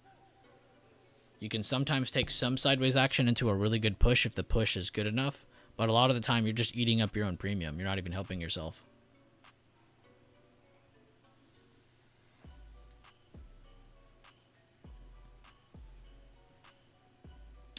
Leland. But Leland, you have a defined entry. You have a defined plan. So I can't sit here and judge someone like Leland who's seasoned, someone who's been doing this for a while, someone who has a system in place, someone who knows exactly what they want to see, what parameters they want to see checked off before entering or before exiting. You know, so Leland is someone I'll never have to really worry about. You know, he can trade as many of them as he wants. But if you're starting out, you should not sit here and just focus on just 0 DTEs.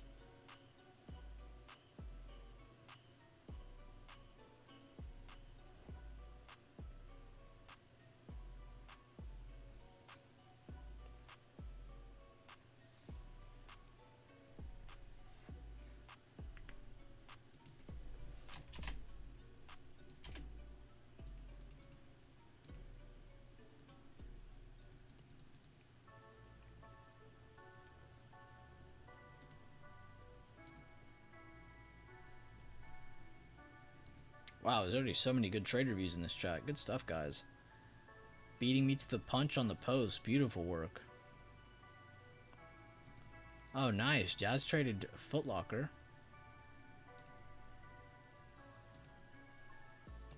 Damn, Jazz. The Foot Locker trade is clean.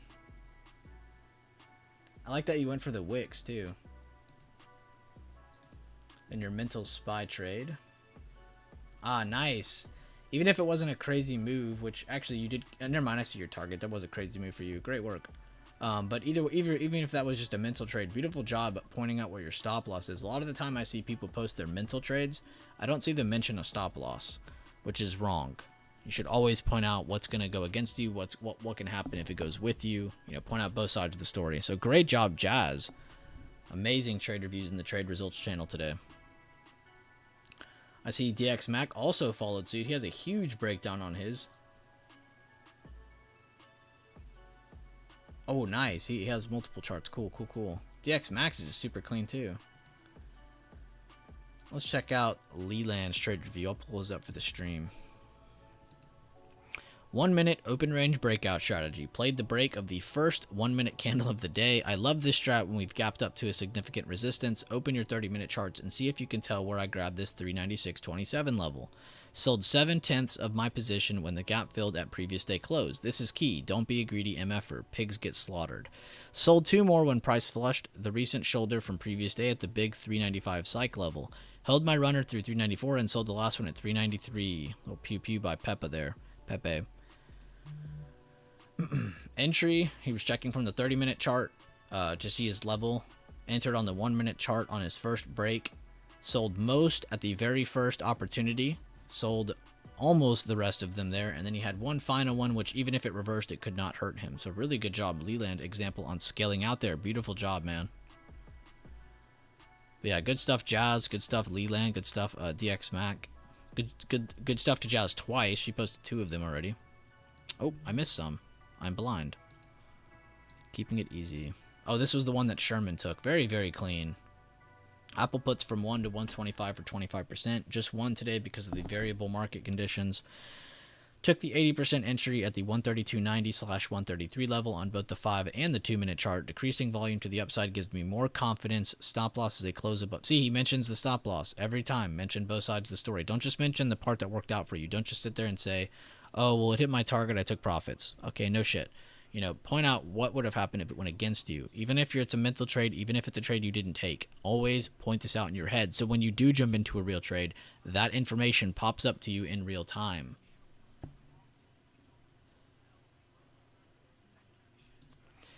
Q's 275 puts entry as candle open and held below the previous day close, previous day high zone. Expected a small pullback for a bearish continuation. Stop loss was a candle open above VWAP. Lined up with his area. Exit at first target. Daily emerging candle. Easy 24%. That's what I like to see right here. He said, at my first target. He's not looking for a billion targets below.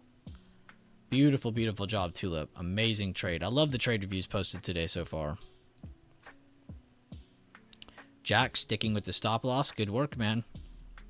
Again, you're not going to win every trade. That's why it's smart to have a stop loss in place. Great work.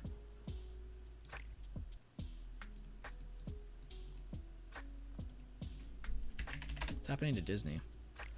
Disney's on fire today. I saw some news pop up where it says shares extend to 3.7%, reaching the highest since November.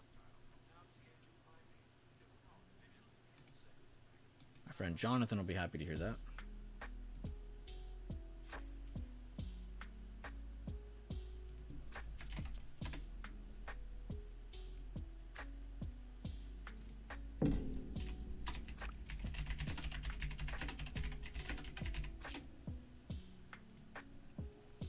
Another cool thing about Disney, even though I know I'm just mentioning it short term from news, another cool thing is that the new chairman of the board is going to be there. So they're back to their earnings gap level, and they're getting rid of people who brought the stock down, which is a huge positive for the intrinsic value of Disney. So Disney as a long-term stock still very strong, and the fact they're bringing back so many older people or so many people to replace the people who brought it down initially is very impressive. So I just wanted to point that out, but I thought that was really cool reading on that. Whether you're a Disney fan or not, it's really cool to just kind of see any kind of company pick back up and really just replace people who brought their stock price down. They're really changing a lot over there at Disney and the core value of them. So very impressive. And you got to think about it too. That costs a lot to do. A lot of time, money, and resources goes into the changing of leadership, the changing of a lot of their bigger staff. So it's pretty cool. Took profit at 25%, then 50%. Trade, bought small red to small green today, and now I'm done for the day. Great job, Zach Hates Roblox. Good stuff, man.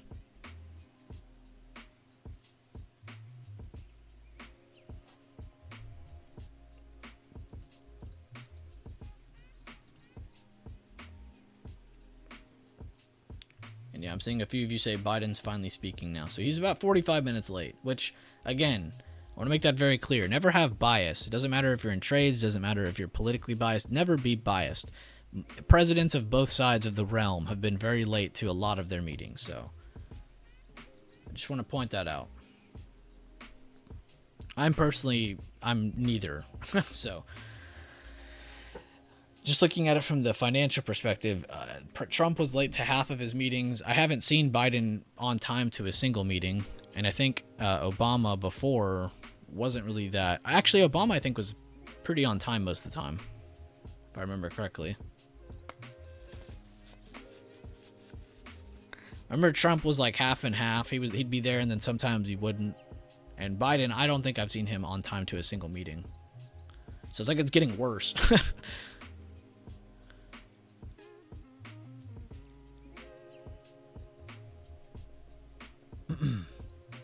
Don't lie, he slept in.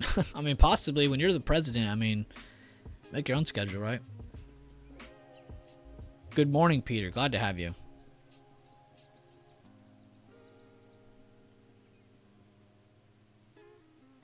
If you want an idea on what we do in here, Lawrence Smith, check out that workshop number 11 video. And yes, this is clearly different from Sandy's Discord. If you have not looked, my name is Bueller. We are not the same person. This is not even close to the same thing. Look around, man. I'm not trying to be rude, but look around. Physically speaking, Obama was the healthiest, so that helps with being on time. True. Wells Fargo has earnings tomorrow morning. Yeah, it does look weak, Peter. Not really helpful.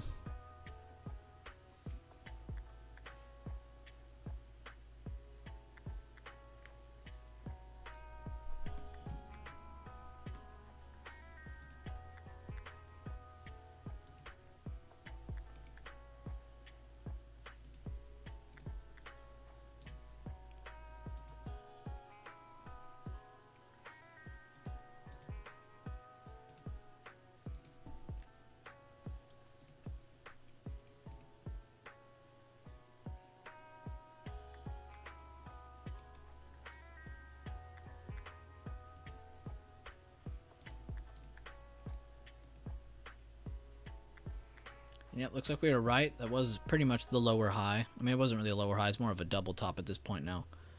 But still, one good rejection here with the wicks, and then we get another good rejection with a strong rising volume, pretty much bearish engulfing candle. So nice to see there is definitely a lot of resistance in this general vicinity. Kind of between our 396.40 and 397.30 level. A lot of sellers right there. But we also have some buyers down here at 392.60s. We have a little bit here at the 394s. So we're kind of in a very, very tight range again. Like I said, you shouldn't be looking to go crazy today. It was 6.5%, right? Yes, sir. 6.5, right in line.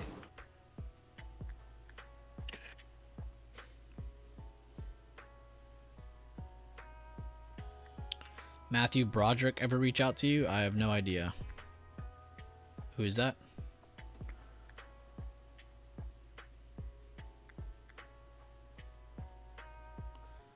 And yeah, it would be cool to get a younger person as president. I don't think anybody would see that as a hateful comment. Not really hating on Biden or Trump or Obama, just it would be nice to have some under 65s in there.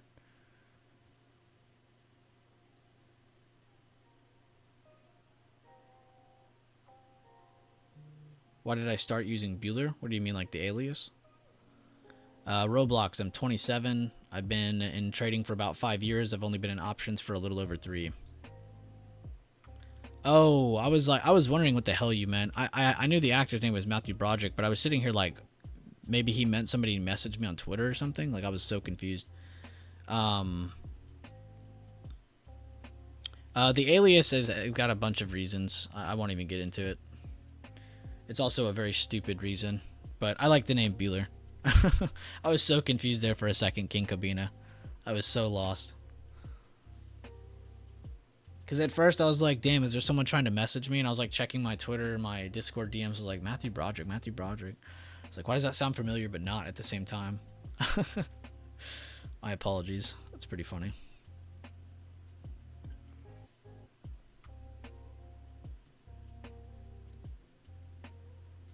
Yeah, we broke previous day close. We have a long-legged small body candle underneath it now.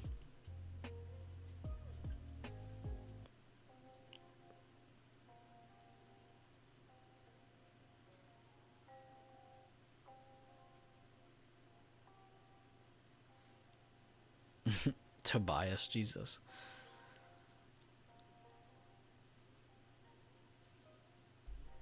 And BA short. That's a pretty high probability trade just because all airlines are overbought.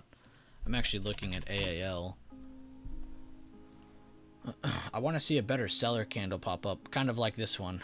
And it already has everything I need. I like that it has rising volume. I like that it doesn't match the candle. And I like that I have an inverted hammer well above an overbought spot. So I actually like this candle a lot for potential pullback. Could probably grab some 1530s for a swing. I'm definitely looking at that end of day today for a swing. Was AAL, UAL, DAL, SAVE.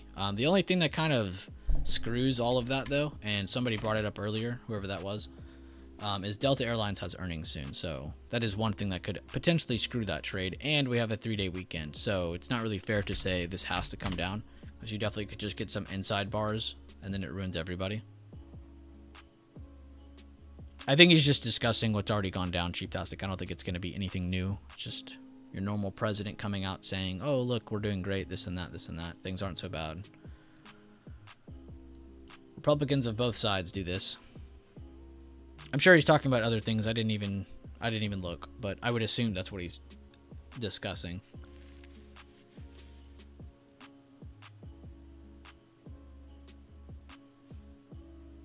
See you later, Jackal, or Zach hates Roblox. See you later, man. Have a great day. Yeah, I was looking at next week puts, Rambo. Yesterday I had posted it, not as a trade that I'm getting into yet, but I posted it yesterday as, hey, I'm just kind of watching this. And I was watching the 15 strike for next week. Those are pretty cheap. You could also go for an end of month. I think there's still a pretty good open interest on those. But yeah, I just wanted to point that out, that there are a couple variables that can mess that trade up, considering the 3-day weekend and Delta Airlines earnings.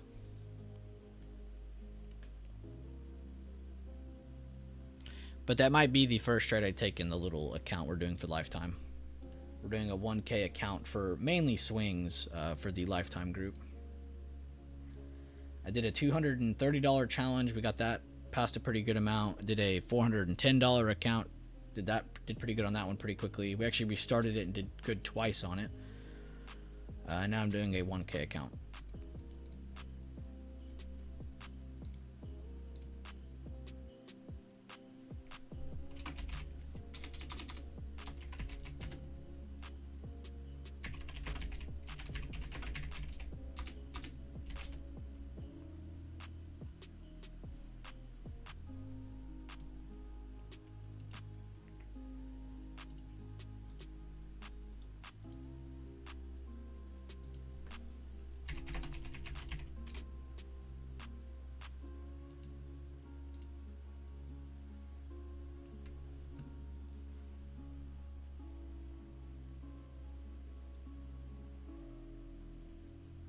Foul. It's in the lifetime group. If you don't have lifetime, you can't see it.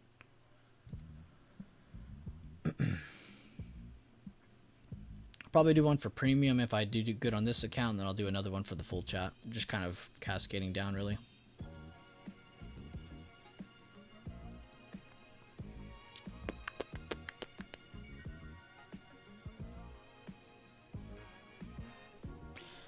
How was that trade on futures, Devin? Good.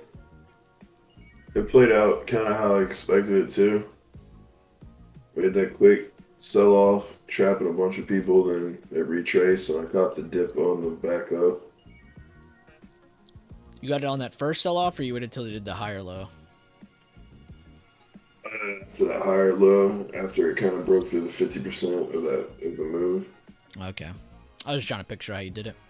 That's the only thing I saw was it made that crazy move, and then here is probably where I would have been looking for longs. So that was a very good. Yeah, I got in even higher than that. You see where it broke the, yeah. Like oh, you got it here. Oh, okay. Yeah, where it broke the shoulder of those candles. When I was looking at charts, this was the only candle that really caught my attention. I mean, this caught my attention, of course. Who wouldn't? But then after I saw it hold the same area, saw it hold the higher low, I was like, man, that's a pretty impressive candle. Yeah, I pretty much caught just that candle that you just traced. And it had rising volume. But yeah, this one, that wasn't bad. This is where I would have been like, okay, it's probably going to slow down soon, just because it went from crazy volume to lowering volume. And then it was like, all right. So gap fill is probably best target for that. Well, I mean, regardless of what the number was, it was leaning so heavy bullish right before the number. Like they were pumping it right before the number. But I was like, well, either way, they're going to pull this down first just to trap people. Mm-hmm. Then it was literally as soon as the number printed, the 2-minute candle gapped down all the way and pushed real quick. Damn, Cheap-tastic. That's a huge account gain today for what kind of day we're experiencing. Excuse me. What'd you end up trading? SPY? Tesla? Apple?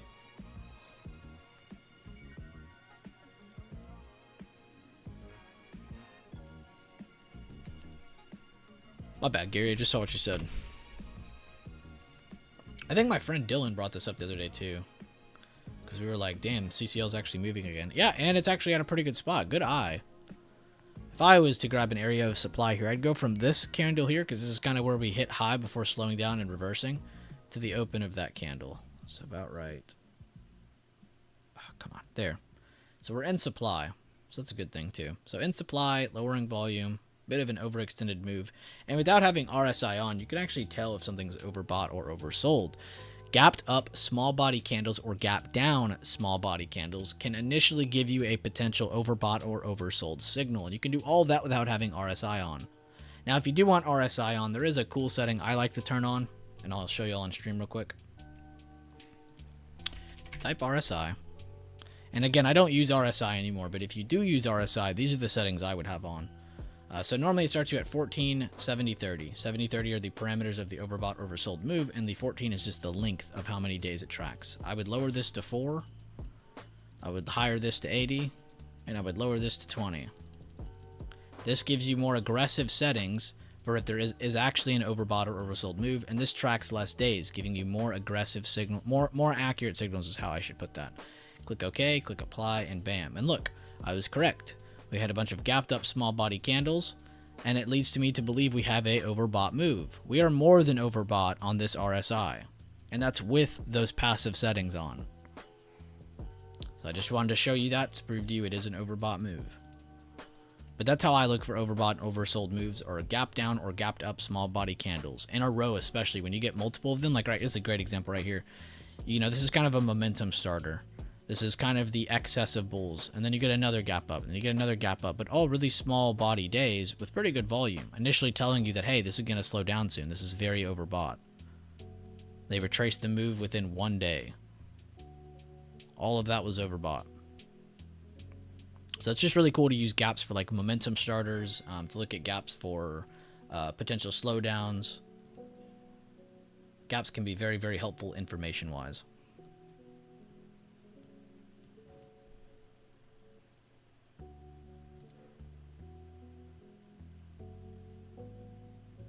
Every time I see Gabriella's last name, I think Heisenberg from Breaking Bad.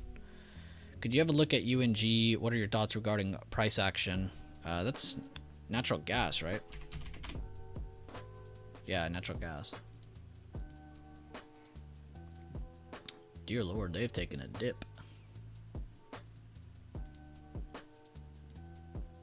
I really don't trade this a whole lot, Gabriella, so I don't want to sit here and try to give you some strong analysis because I don't have any. But I can try to chart this for you for a second. God, that's an ugly chart. All charts are beautiful to me, but this one, yee. I'm going to mark that true low. Let's mark the meat of that low, just give us a good base somewhere. And I'm on the weekly to give myself some better levels here. I'm going to just start marking these like they're emerging candles.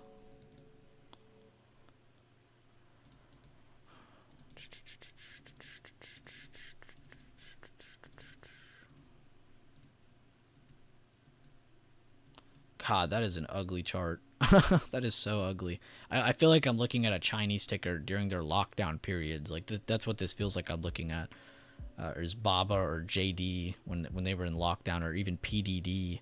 That's what these charts look like. I would wait for some more stable price action to set up, but it is nice to say, hey, there's a buyer candle here. That is a strong buyer candle, and you can say that because it's a strong hammer at support, and it has rising volume that does not match the size of that candle. Those do not match at all. That's a very strong buyer candle. So essentially, you could say this has short-term bulls as long as they maintain above this area right here, basically to the low of that candle, to the meat of that candle. As long as they hold that area, you are short-term bullish. Another thing to add on to that, and I don't like trend lines because they're very perspective, they're not accurate at all. But if you look, we actually do have a pretty sharp downtrend that we broke with that candle. So this could essentially just be a retest candle that's essentially giving fuel for buyers to take this up higher. So you might have one more red day in store here, or even a test of this area again. But this is definitely a strong area, especially since we've been here once, twice. And if you see a third time, that's going to only increase the strength of buyers' possibility of moving higher from there. So I would keep an eye on that candle especially. But I don't look at UNG enough, so I don't want to sit here and make it look like I'm trying to give you some signal or anything. Because I don't know. See you later, Cameron. Have a great day. Who just said ET? We need to promote you. ET is by far one of the greatest long-term stocks we've ever talked about in our Discord over the past 2-3 years. And actually, it's funny story. The other founder doesn't really talk a whole lot in chat, but the few times he has, ET is an investment he has completely promoted entirely, and it's been a huge, amazing energy stock to be in, especially over the past few years. And the reason they're one of the best is because they're not just in natural gas. They're not just in this type of energy. They're not just in one single source of energy. They invest and incorporate multiple types of energy. So they're very, very diverse compared to most energy companies. So that's why they're just in a steady uptrend over the past couple years. But that is definitely one of my favorite ones. You said ET looks even better for reversals according to what you just reviewed. Oh, based on the gapped up small body candles, and they have lowering volumes. Yeah, and may not like be a strong reversal happening, but it's definitely going to slow down soon just based on this. You know, basically the only thing that can invalidate this would be for them to push a new high from here and hold on top of it. That's the only thing that could invalidate this potentially overbought move. So keep that in mind as well. But you're 100% correct though, Gary. Yes, I'll wait till the last like 20 minutes, Val. I almost always buy a lot of my swings at the very end of the day. But good breakdowns, though, guys. Good questions. We got to go over a couple bigger time frame charts while SPY literally does nothing. It's still creating lower highs. So that's a good bearish signal coming from the rejection of today's open and this just general vicinity we've been looking at this morning.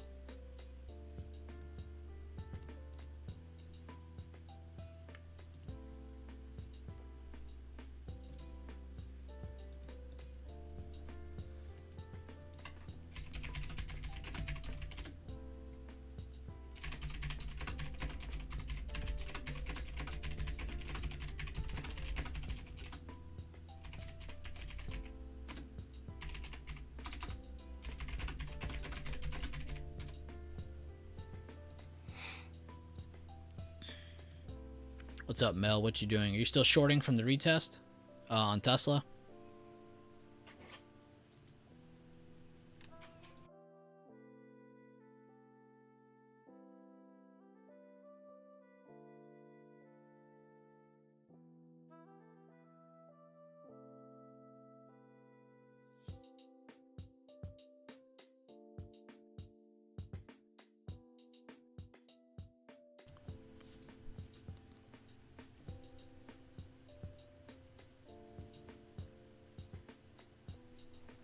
I don't really use MACD Tom Hunter. I never really liked it in the beginning. MACD and stochastics kind of reminded me of the same thing. I used to use the stochastic slow, but it's hard for me to look at that stuff anymore. I'll be super honest with you. That stuff's super hard for me to look at anymore. And then I would just use the vanilla settings on that. I would use that instead of MACD, even though they track two different things basically. But I don't have any good settings to give you on MACD. I don't really use it. MACD, RSI, and EMAs, moving averages just in general. Those are the most popular and probably going to be the most used for a very long time. A lot of people have been using those for a while now, and definitely one of the most popular indicators. Oh, you're in 3 shorts. Okay. I was just checking in. I knew you were in Tesla. Good stuff on the other 2. Stick with your plan.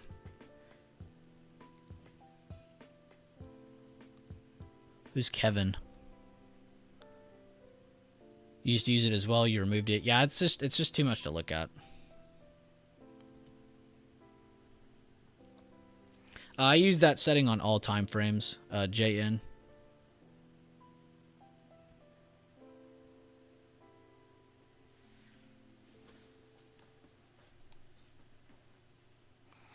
Oh, scam TCX. Yeah, the scammers. Oh, okay, my bad. I didn't know which. There's like a billion Kevins in trading. But yeah. Yeah, the scammers, though. I know them. People who take thousands from innocent people and then dump them on other groups. Yeah, I know that group.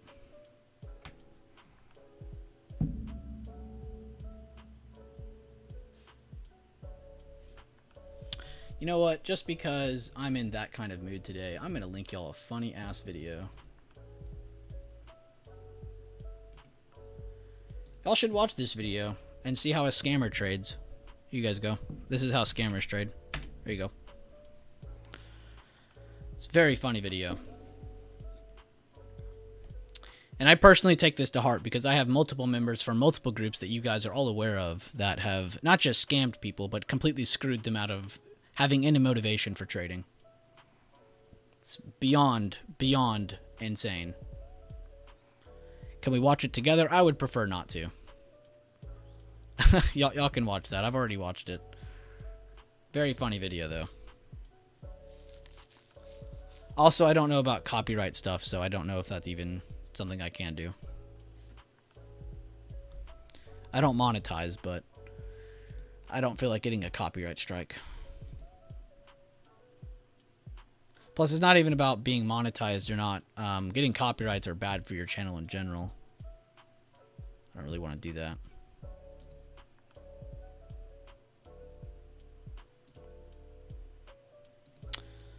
But yeah, I take that shit personally. Yeah, there's going to be a change in the next calculation for CPI. They've been changing for multiple reports. I'm not surprised to hear that.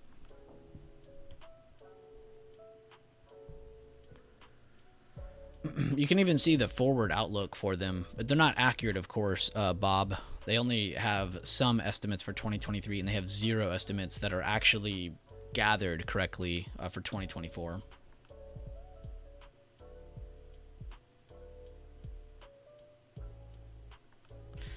And that's totally fine, Gary, if you don't have RSI on. Like you said, you took it off and you're just focused on a few things. That's great, Getting ready to buy SPY puts at the downtrend line for SPY, just waiting for confirmation. Might not reach the point I need it to.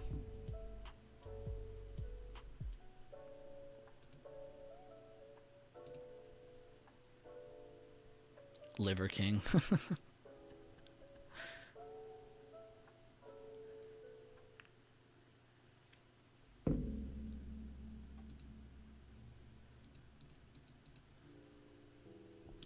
The House votes to ban sales from U.S. petroleum reserves to China.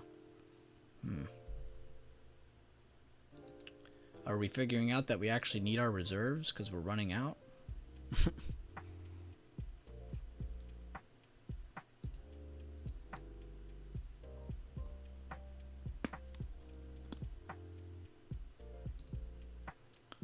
You guys can see they retook on tech above the previous day close, and they're rejecting it right now. So we might be seeing another leg down happen if previous day closes are not held. Healthcare did a really good recovery after that very scary initial drop they had this morning.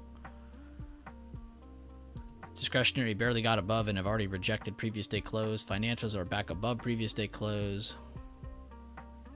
I mean, comms are, my bad. Financials are next. And energy up even more. 2% now.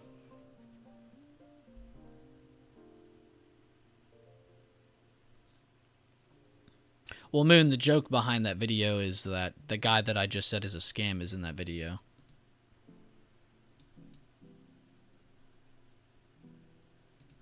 It's crazy, too, and I'm not one of those people to really get that butthurt about, me talking about something, and then suddenly I see you start talking about it. That's totally fine. Like, I'm really not one of those people. But what gets me is when I've never seen any of these groups around me talk about how important pre-market is or the current day open or, previous day levels. I've never seen most groups around me talk about that, right? I start posting videos on it. I start streaming more. I start doing videos with you guys. Again, I'm not hurt about this. It's so funny that you see people do this, and you'll see they latch onto it instantly. Next thing you know, pre-markets in everyone's routine. Previous day high, previous day low, today's open. These are all now a part of everyone's routines. It's funny to see. All these people who are alleged professional traders, fat quotation marks, by the way. I'm throwing up fat air quotes. And you'll see them say, "Oh, I'm an expert. We make bags. We have such big signals. This and that." Where though? Where are you getting this information from? You're literally copying it from one of my videos or from my streams. It's crazy. So it's just funny to see that. And it just, again, speaks more of a testament, not to that they're a piece of shit. It more speaks to a testament of that they don't know what they're doing. They're not a professional trader. And as you guys have always heard from me, there is no such thing as a professional options trader. There are people who maintain and there are people who don't. That's it. There's no such thing as a pro. There's experience and there's not experience. There's maintaining and there's I'm still struggling, I'm still working on things. There is no such thing as a pro. You'll never hear those words out of my mouth that I am a pro, that anyone around me is a pro. You'll hear me speak very highly of my friends who are very awesome traders who I think are pros, but nobody is a pro, if that makes sense. Anybody who ever says that to you, that should throw an instant red flag.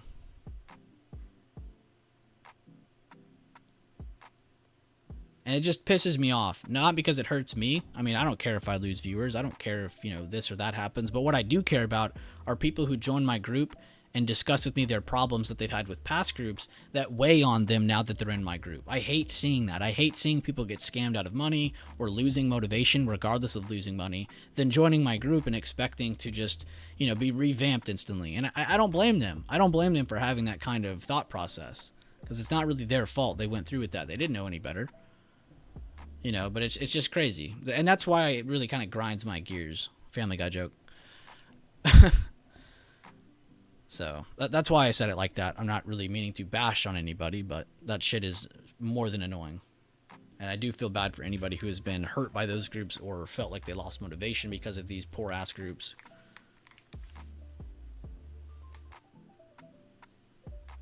Exactly. Anyone that brags about their winnings 24/7, probably best to just steer clear of them. I like how you said that.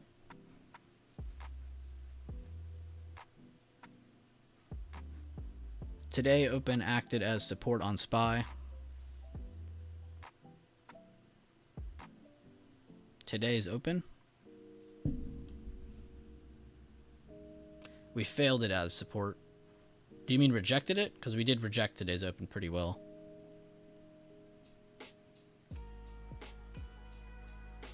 You watched that vid, Rambo? Yeah. You'll lose some brain cells after finishing it. The guy who created it and the people he covered, all of it's just like, what? Like, it blows my mind how people like that get viewership. I mean, I guess it doesn't because they have a loud voice. You know, they're loud and proud, so that works for them. But it's just like, what? It's confusing. You lost many brain cells. Well, I apologize. I apologize for doing that to you. It's pretty funny, though. Yeah, very choppy right now, Jackal. I agree. To be fair, we did have some nice rapid moves up and down before open and right after open. So we have had some movement. So it's not really crazy to think that we can consolidate a little bit. Again, if you take out all the choppiness, all we've done is drop to a big area, pick back up, rejected today's open, and now we're consolidating. Almost like a little bull flag if you ignore this part. It almost looks like a bull flag if you ignore that part. So make sure to also try that out sometimes, and just kind of isolate the today's price action and remind yourself what's actually gone down, and that'll help give you a better picture of what we're looking for. Which today, again, as I've already stated multiple times, you shouldn't really be looking to trade heavily today. You know, maybe some small scalps here and there, but you shouldn't be looking to trade a crazy amount or trade with a crazy amount. I am done watching paint dry. I am out and done.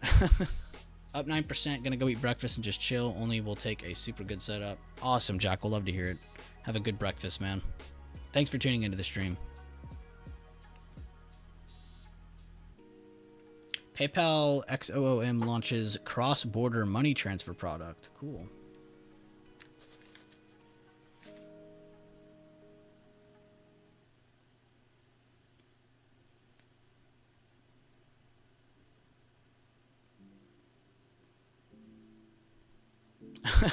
Sonia. Yeah, I don't think Mel's done either, but we'll see. A little mascot Mel here.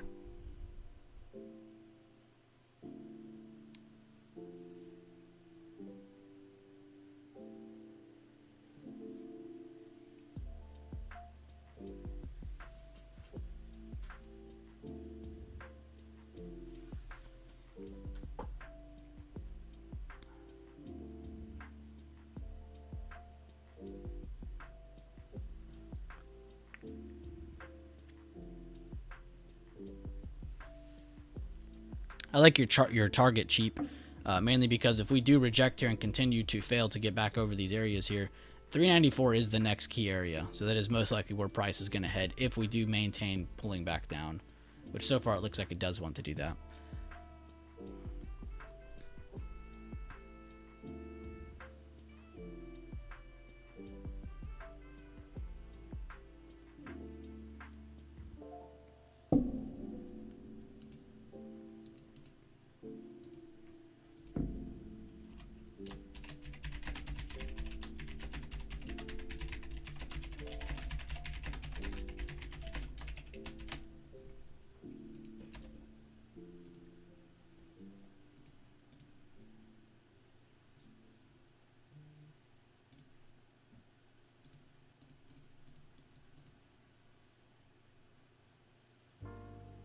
The max pain is 392. How nice. Not far at all.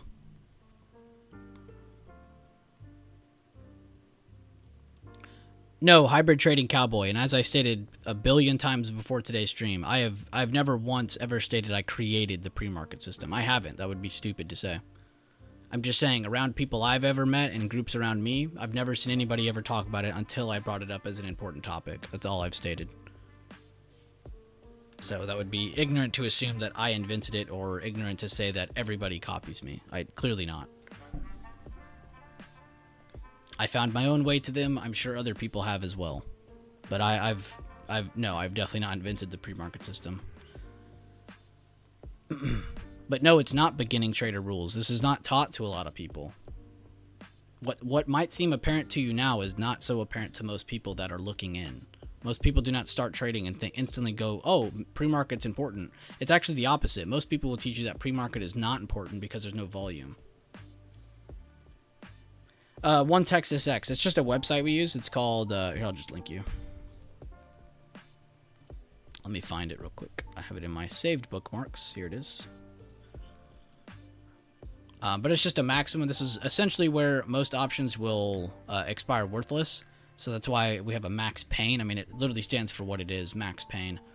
But here's the link to it if you want it. Let me try that again. I don't think that did that. But here you go. That's how we arrived at that. So it's just like towards the end of the week or towards an important piece of news or at the end of a piece of news, it's very important to think of that level. Now, it's not always going to go straight to that level or always hit that level, but you are going to see that level be pushed towards.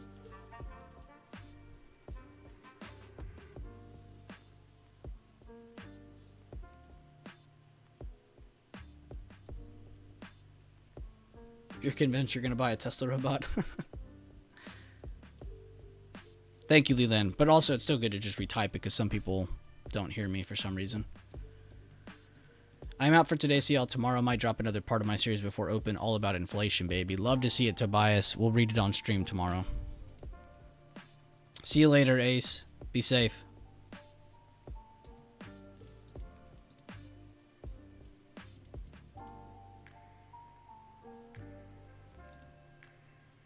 I'm still impressed by how many of you guys showed up here and stayed here for the pre-market prep, and we're here for this whole, stream so far. I'm very impressed. It really does speak a lot to y'all's character and how y'all want to, move forward. That you're disciplined enough to be here. You don't care that today might be, messed up or might not be as advantageous for you or as favorable for market conditions, but still nice to see a lot of you guys showing up, putting in the work, putting in the grind. Really, really nice to see it. So shout out to you guys if you're in the stream, if you showed up here again. It's nice to see you guys taking this serious. And also, I'm very happy to see a lot of you guys haven't taken a trade. I'm very happy about that. I think that speaks more strength to anything. It's very easy to say, oh, my whole group took 10 trades today, but at least I can sit here and say, my group didn't. My group sat this out. There's no favorable condition here. It's very accurate, one Texas X. I don't have an actual number to give you, but it is very accurate. It's all derived from all of the options expiring. It's not like it's just some random number somebody typed in. Awesome, Clive. I'm very thankful for you, man. I really am appreciative. I have learned the most valuable lesson here. I don't need to trade. I need to learn. Sorry, Miss Pre-Market Busy. No problem, man. And that's exactly what I'm trying to get at. It's easier to take more trades. What's not easy is to control yourself and say, hey, I'm not trading right now. So if you can do that, that speaks volumes to your strength. If you're able to say, I don't need to take this trade, you're doing great. Never took a trade, didn't feel right. Look at that. Eves coming out and saying it as well. And that's not, again, I'm not here bashing people who did take a trade. There were good scalping opportunities. We talked about 394 all the way down to 393, possibly 392.60s. We talked about a relief bounce. We talked about a lower high. So it's not like we weren't accurate with anything we talked about in today's stream. It's just they weren't as favorable. You weren't looking for amazing trades here. So, again, not bashing people who did take a good trade. We're just sitting here saying that if you didn't take a good trade or take any trade today, your discipline is speaking louder than your act. It's good. It's a great thing. Your actions are speaking louder than your words. Need this rejection of 395.90, 100%. 396.40 is a pretty good area, as well as today's open.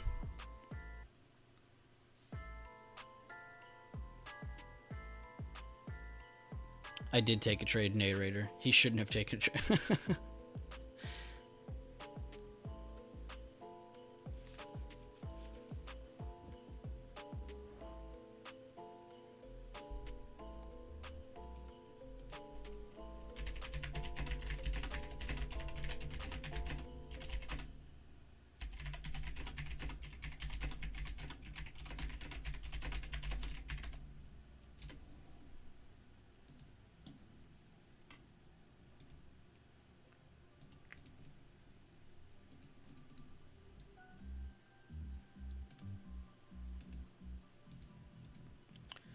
No, guys, I have terrible news to report. HBO Max is raising prices. Effective January 12th, the price of new HBO Max ad-free monthly subscription in US is to increase from $14.99 to $15.99 plus taxes. Shot to the heart.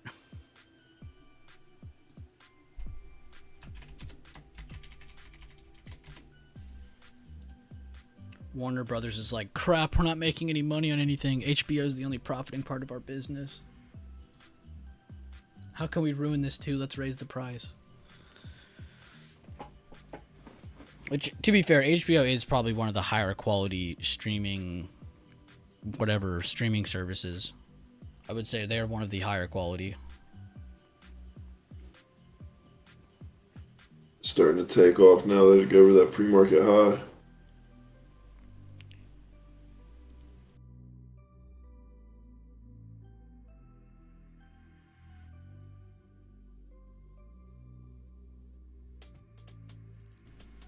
Eggs, HBO, what is next? What is next? The Southern coming out, new Pike. What? Run, T-Rex. He put the H before the W. Being selective and having a plan prior to entry with good reward, better vibe. Preach, preach, preach, Max. Preach, Max. I'm not stopping you till you're wrong.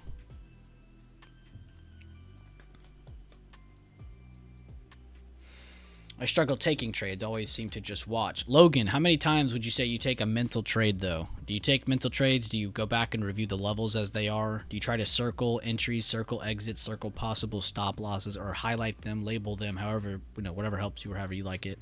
But visualizing and reviewing is the only way to take out that hesitation. Any emotion, really, but hesitation especially. Taking those mental reps, that's what's going to slowly get you from whether you're hesitant or not. I'm just pointing it out because you said you struggle taking trades, so clearly there is some hesitancy there. But those mental reps, that is what's going to push you into a trade in real time when you finally see it. So be sure to do that every day, every single week until you grow your confidence. It might not even be a knowledge thing. It might just be a confidence thing. You might understand how things work and you're just still hesitating. That's totally fine. We just need to pick up your confidence a little bit.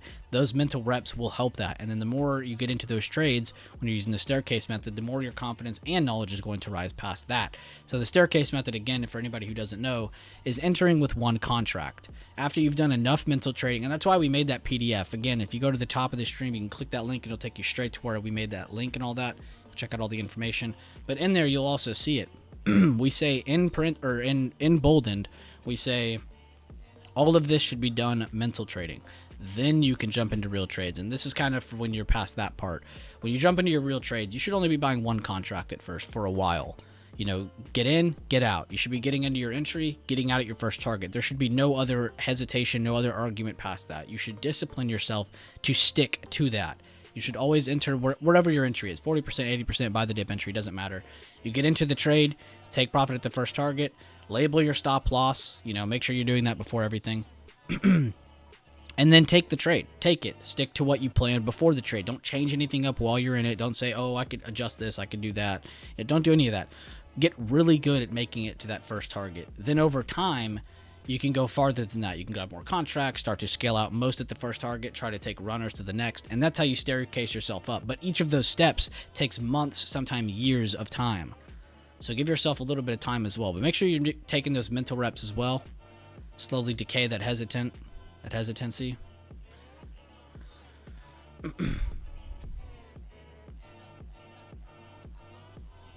Grateful for Sir Leland. Yeah, definitely nice for people who have a selective entry too. So if you have a pretty stable entry that you like, zero DTEs are going to be your friend.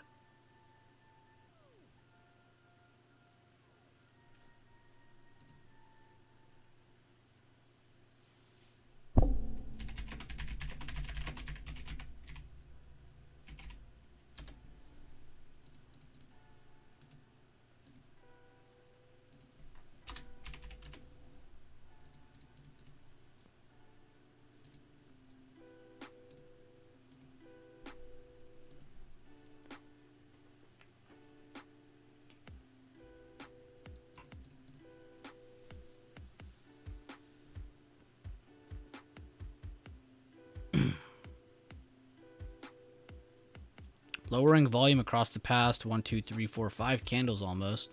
We had a little bit of rising on the red candle before this one, but nothing crazy. Which, that's at a good spot. Potentially saying that's another lower high. I'm not really surprised to see this price action, though. Seeing big moves to the up and to the downside, and then seeing us trade to the right. We have more speakers, and there's more news coming out towards the end of the day, so...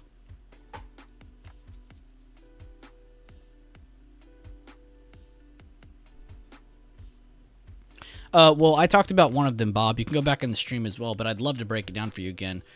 Even with this one reversal here, and then the second kind of around here, the second one's not as apparent, but you could have seen that the wicks and this bearish engulfing stepped in at the same spot. So that's one, which it really hasn't given you much feasible play here after that reversal. But this one, I would say, was easy to call out. I even called it out in the stream. But the fact we had a big amount of volume step in here, see, this matches that candle. This doesn't really match that candle, and this definitely doesn't match that candle, that size of volume. So that is an anomaly. It's nice to see a big amount of volume step in on a small body candle, essentially saying that there's a battle going on. So this was a very good indication for one reversal, and as well as the 392.60. I'd been talking about this level all morning. If we broke 394, I said 393, 392.60 is where we were going. That's where we at least went. Now, did I know we were going to reverse there? No. I have to wait for signals to pop up. We end up seeing this pop up, and then some good buyer candles step in. And then not only did they step in for a potential relief bounce, they gave us a little bit of a 3-bar play here. So that was one indication of your reversal, was this candle here. That was one. Yeah, the small one, a doji. I always just cheat. I say small body, long wick, so it's easier for people to remember. But yes, essentially that is a doji. But seeing that big amount of volume on such a small candle kind of indicated to me that it's either not done selling off or it's about to reverse. It's not just going to consolidate here. There's going to be a big move soon because that's a battle. The next candle is the winner of the battle. That's essentially what that's telling you. It's like a sandwich candle is what you'll hear a lot of people call it. Now the second reversal, this one up here, is not as apparent or easy to see. We did reject today's open.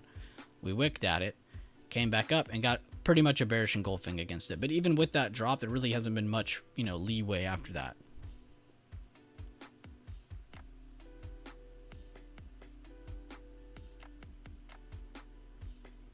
So this one not as apparent.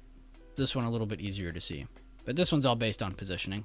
Basically rejected a normal level. I mean, we hit today's open, a very strong level. Lowering volume, couldn't get past it. Pretty good reversal. But ever since then, it's not like it's completely dropped. So basically what we're waiting on is the move from the consolidation after this candle. So either invalidate and we push above 397.30s and today's open, and you see a potential upside move to the top of that gap fill, or you're going to see a continuation to the right where we just consolidate the rest of the day, or we get a drop down under 394, which you can look to see, are we going to make a higher low here? Are we going to sell off and stop here and then build base again? Or are we going to just completely sell all the way back off to 392.64 again? So there's a couple scenarios to go from here. Then it just makes it more beautiful of a thing.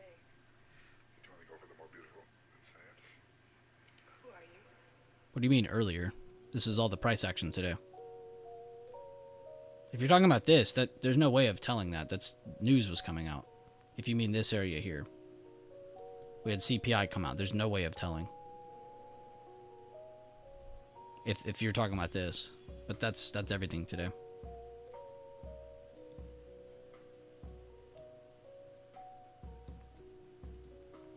Another cool trend, too, to kind of add on to everything I've said today is that today's not as favorable, is look at the volume over the entire day. You can see it has been kind of cascading.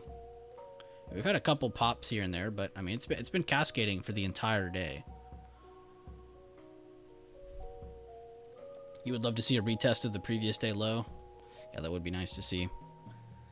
Workshop 11 is a video. The workshop playlist is an entire playlist of videos just like that cover various topics. Here, Logan, I'll show you. If you go to videos, workshop number 11 is right here. That's just a single video that covers levels, how we navigate them, the types of entries we take, the staircase method, everything in there. Then the playlist section, if you go over to the workshop videos, this is a playlist of those types of videos. You can see the last one I did was that one. But they cover various topics from risk management to patterns, swing trading, day trading, volume, Greek spreads, IV, the midpoint strategy that Harlan did a very long time ago. I mean, there's tons of stuff in here. You just got to go into it and dig in. This is the first playlist I would check out, though. If you're someone who's watched Workshop 11 and you've already dived into some of my videos, that's the first playlist I would go complete. Because it's some of our biggest videos, some of our best content. It's got a lot of information in each of the videos for you to take notes on.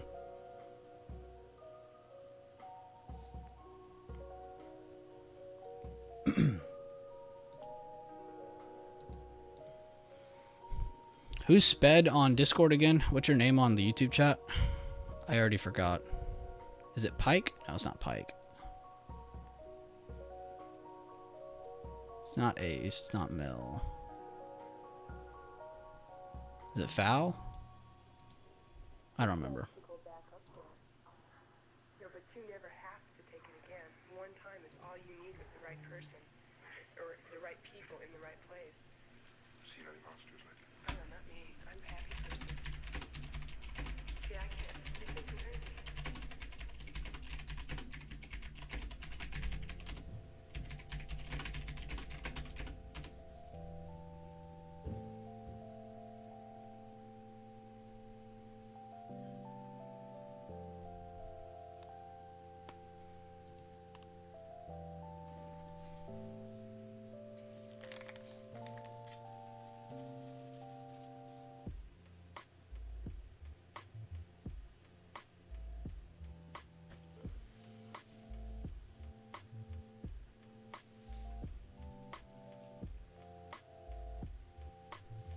Yeah, green candlestick. Here you go. Oops. So I'll just draw it here, and then I'll edit properties, and let me know when you're good. But yeah, have at it. Have at it, brother. Visa's finally breaking. Good job, Daffy, keeping up with one of your watches that you had from a few days ago. It's very easy to lose track of what we're focused on.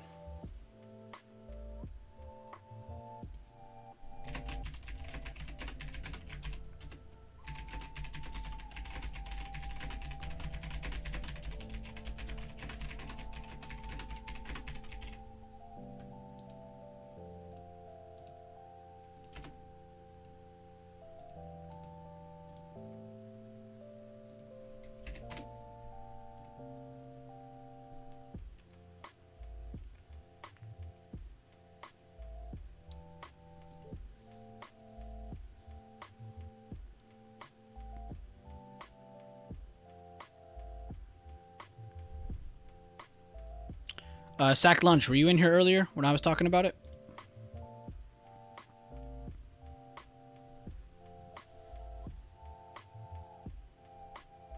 If not, it's okay. I was just asking, because I didn't know if you were or not.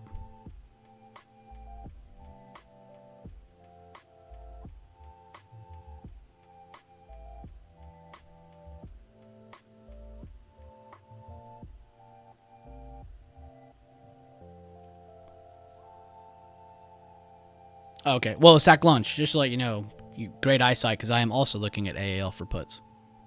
The only thing that's hurting that setup is Delta has earnings soon, and the 3-day weekend. Those are the only two things that really step in my way when it comes to the airlines shorts, because there are a lot of airlines that are overbought, and that's what I was discussing with the stream. I showed them RSI, a couple settings I use. I don't use RSI, but I was just showing them the gapped up small body candles can indicate an overbought or oversold move, and I double confirmed that with the RSI to show people. But I am on the same line as you, so good job. Looks like great minds think alike, Sack Lunch, because I was also looking at those. I posted some yesterday, not for entry, but just to kind of put it in people's minds that this is potentially becoming a good short swing idea. But good job, man. I could tell you're looking at the right stuff. Yeah, it is so far up. All the airlines are. It's crazy. The only thing really stepping in our way is Delta Airline earnings and the 3-day weekend. But I do like the setup and the potential idea.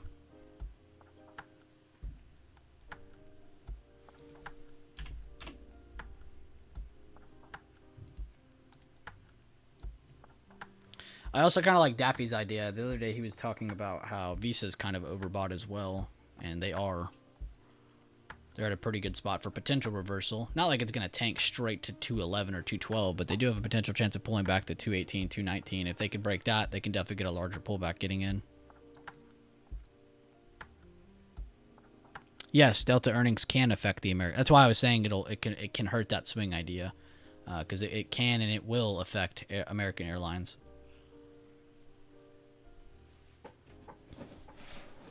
You have American Airlines as a value stock? I mean, it's not bad. Airlines are always going to be around. I don't think that's a bad idea. I think I'm going to call it a day. Great stream. See you tomorrow morning. Have a great rest of your day, guys. Great rest of your day, Jackal. Thank you for tuning in. Thank you for supporting the stream.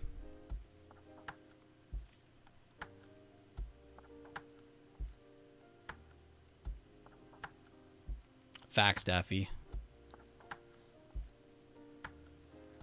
Interesting day. I keep letting decent trades go red today. Just short of my profit target. Small size today, though, so no damage at all. Well, still, you got to test your waters. Get your feet wet deep.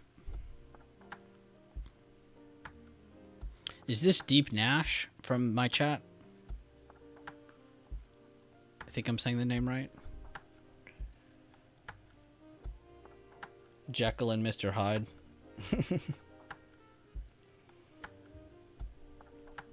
What's up, Nick? You're not? Okay. Well, my bad. I'll shut up.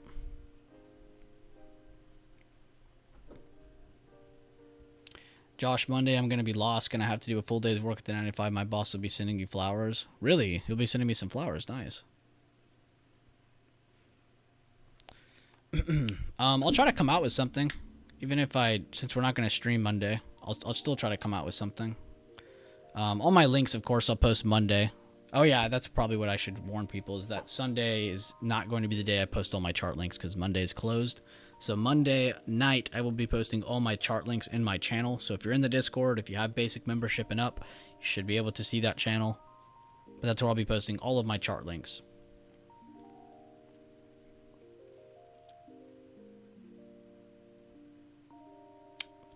But Monday, I'll try to come out with like a quiz or something small for people to kind of go through.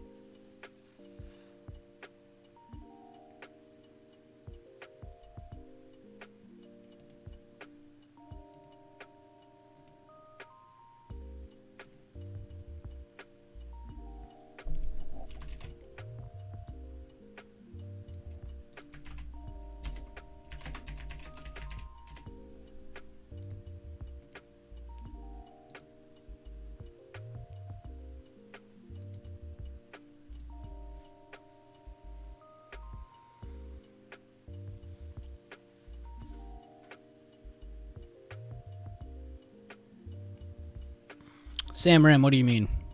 Like day trades, swing trades? What are we talking about here?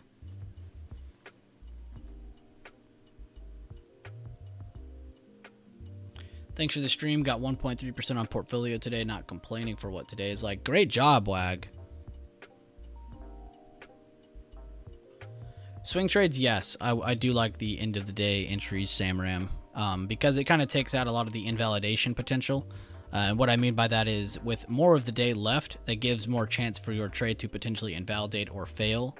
So let's say you were going for a certain level or some sort of, area to break or hold, right? And then you enter at like noon, so there's still a few hours left in the day. That could potentially reverse and invalidate. So if you enter earlier, you have to understand that the day is not over. So that's one thing. So it's not like you just have to stick towards the end of the day. You could definitely grab entries earlier than that, but you have to understand the day's not over. So it is, in my opinion, it's best to wait for the end of the day. A lot of the time I enter a lot of my swings, my overnight trades, or swings that I'm in for a couple days or a couple weeks. Those are the ones I always enter towards the end of the day. But everyone's different. There's people who take those day trades and then they turn them into swing setups. So it's really kind of what you work with. But at least from my point of view, the end of the day is always best. I thought you meant for day trades. At first I was like, no, all day, the entire day is pretty much good for trading. It just depends on what kind of day we're having.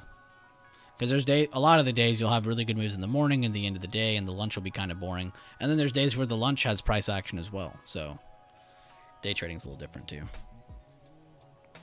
And yeah, Wag, you should check out that webinar. That was a pretty cool breakdown we had. You guys know me. I don't like to really talk to a bunch of other quotation traders, but there were a lot of really cool guys that ended up tuning into that webinar. And if you have the course, you have the webinar.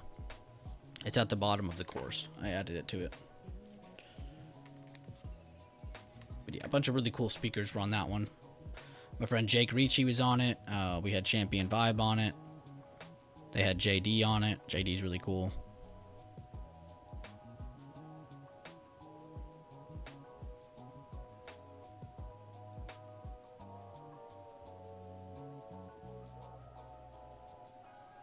Jazz, I would, but today's really not a great example of that divergent price action. But basically, divergence and non-divergence or confluence is basically, let's say you have volume moving down. And this is potentially what you look for. Every time you see an 80% entry, Jazz, you're potentially seeing divergent price action. Because you have, let's say, price is rising towards a resistance, right? That's price. But let's say volume is lowering. You know, it started off hot, and then from there just kept lowering. That would be considered divergent because you have volume lowering, but you have price rising, right? That would be an example of that. And that's a lot of the time where you look for those potential retest moves because you have weak volume into resistance. This initially means a lot of short sellers are here or they're looking to bring this back down, right? And the only way to invalidate that would be a rising volume break over that level and over that volume trend. So in short, that's what that is. Which that was actually covered in the stream too, so that was pretty cool. But no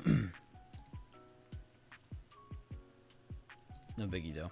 But yeah, today's not really an amazing example because you just have indecisive price action with lowering volume. So if anything, this just adds on to how indecisive today is. And you know it's indecisive because it's inside of a range. We're still inside of our high and lows. There was one good move here. There was one good reversal here. Since then, we've just been consolidating.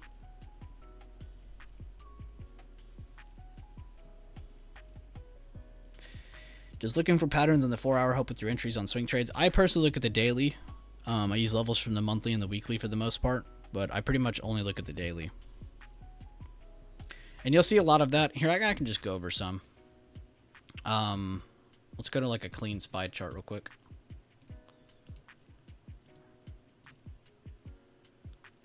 But essentially, this is what you guys are going to see me cover in the stream, in the Power Hour streams on, actually, I guess Monday we won't be doing one. It'll be Tuesday and Thursday we do it, and then the week after that I'll do Monday, Wednesday, and then either Thursday or Friday. But essentially, I turn on the 9, 21, and 55 EMA. I go out to the daily time frame, and I look for positioning. Write this down. This is probably the most important thing you'll hear from me on swing trades. Patterns with, hopefully I can spell this next word right, positioning. That's what you want to look. That's what you want to look for. And what do I mean by that? So let's say you're in an uptrend. I'm sure some of you have seen this example many times, but this is still good to go over multiple times. Let's say price is in an uptrend. It's just killing it. You know, it's got that retest in it. Fake, lower high, they come back down. Rally, lower high, come back down. Rally, higher low, rally. And let's say you find this uptrending stock. I know, amazing picture. Where is the most favorable spot for buying bearish candlestick patterns, and where are the best spots to buy bullish candlestick patterns? You want to look for bearish. Of course, you wouldn't find them here or here because this is kind of starting your trend. But as you kind of see things start to develop more, you'll start to notice this uptrend channel, right? So you want to start looking for bearish candlestick patterns towards the top of this trend, and you want to look for bullish candlestick patterns towards the bottom of this trend because this gives you the highest probability on either side, right? And a lot of the things I go for, so this also involves pattern recognition. If you guys need a link to the candlestick cards, join the Discord. I'll link them in there. But we have the flashcards on the course, flashcards in the Discord. I've tweeted them a couple times, so most of you should have them by now. But the candlestick flashcards will show you exactly what we look for, candlestick patterns. We like to look for dark cloud covers, piercing lines, engulfings, stars, hammers, all these beautiful pieces of price action with positioning. So it's not about just finding a good candlestick. Sometimes it involves finding a good candlestick with good positioning. So like this candle, for instance, the day that the shorts covered on SPY. What happened after that? How could you have picked up that this was potentially bullish? Well, they closed over the 9 EMA with rising volume. So that's one indication. Now, do you just instantly buy there? No, it's just one indication at a good spot. So that would be considered an early entry. What would be considered a good potential retest point. A lot of us always like to use the fibs. Again, going from just that candlestick, the next day we held this perfectly. We held this control point and the golden pocket with a lowering than previous day volume with a potential dark cloud cover. It failed to do so. Next day, bullish green reset candle, and then we get kind of another kind of bull flag look where they kind of just pop up higher and then they cascade with not any impressive volume. It doesn't even match this volume. So you could have potentially seen, oh look, they're trying to hold here. You know, this is a good dip spot to buy. Oh look, they're trying to hold this high that we've been struggling with. And this is how you could have potentially called out the short-term uptrend on that. And this is how I like to look at swing trades on both sides. I like to look for patterns with positioning, essentially. And I can show you my old Apple trade we did. It was kind of last year, but on the daily, and I know all my levels are gone, so I excuse that. We'll go off this one. But essentially what I liked about this chart is that Apple had an impressive rally. They hit a really good resistance at 175. They had an inside candle. So basically this tells me that whatever comes next is what I need to trust. So if we would have got a higher open and they broke 175, we probably would have hit 180 over the next 2-3 days. That would have been a very good indication. They didn't though. They got a bearish kicker. So we got a retest of a good level and we got a bearish candlestick. Now, does this mean I need to enter yet? No, but it does essentially set me up for a potential entry very early on. What does the next day do? Gap down. Pretty good volume, nothing crazy though, and they hold under. So another early entry because we're under the 9 EMA. We've had a bearish candlestick pattern. We rejected a really good area after having the inside bar. And then what happened after that? Kind of like the same thing as we look for bear flags. We got a bull flags. We look for a bear flag here. You ended up seeing 3 days have not really any crazy volume, actually lowering over the last 2 days as they slightly increased towards that resistance again that we literally just broke under with a gap down. The next day ends up rejecting that with the bearish engulfing. Another indication that you should be getting into shorts. You shouldn't be looking to go long until we see a better base build. You can see they went all the way down through the 55 EMA, all the way to 154, and that's where we started taking profits. I think it was like one of these 2 days I took profits from this candle. We bought from here. So very, very early entry. We sold this day here. So a really, really good move over the course of multiple weeks. And then what happened after that?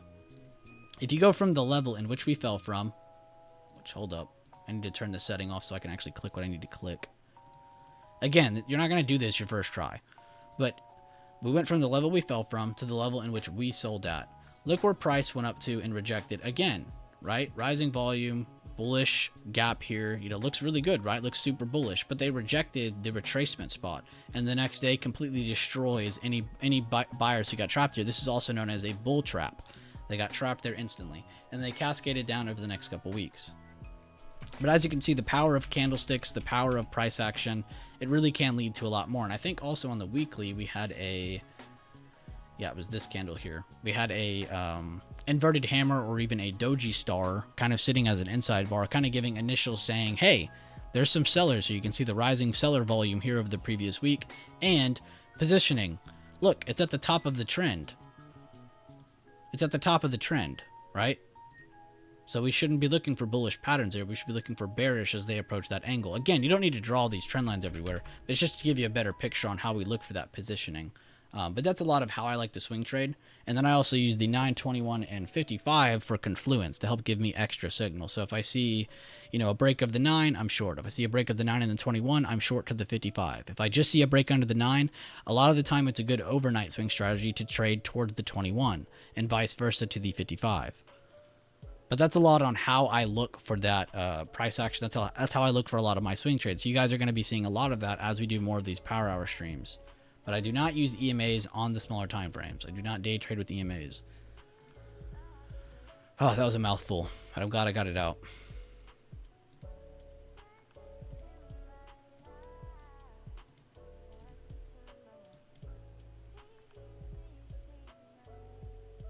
And thank you for answering, Jazz. I just saw you say that. This is why I listen every day. These are the gems. Thank you, thank you. It's just how I like to swing trade. I think it's fairly simple, but just like my day trading method and technique, it's not simple enough to just get instantly, and nothing really is.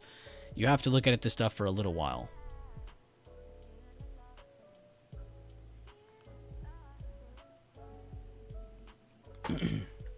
But that's what gives me a lot of really good high probability or good confidence in any of my swing trades.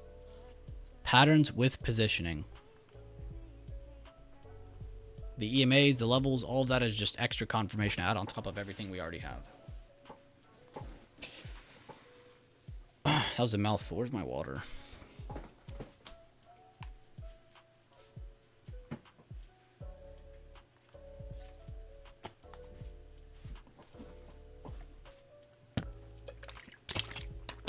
And that was a real trade. Again, it's very hard for me to find an example that I didn't trade. So that's why I went so far back to Apple, because that was probably my last super good trade. I would say I haven't had a super good swing since then. I've just had mild to good swings. I wouldn't say I have anything crazy. And that was a while ago. I also haven't been swing trading as much. The market has not been as favorable. It's also been a lot more volatile, so a lot of the moves aren't as easy to catch. They're not as easy to confirm. A lot of the moves have short-term confirmations that lead to you not wanting to enter quite yet, and then it leaves without you, so you end up missing a lot. But it's a very passive strategy.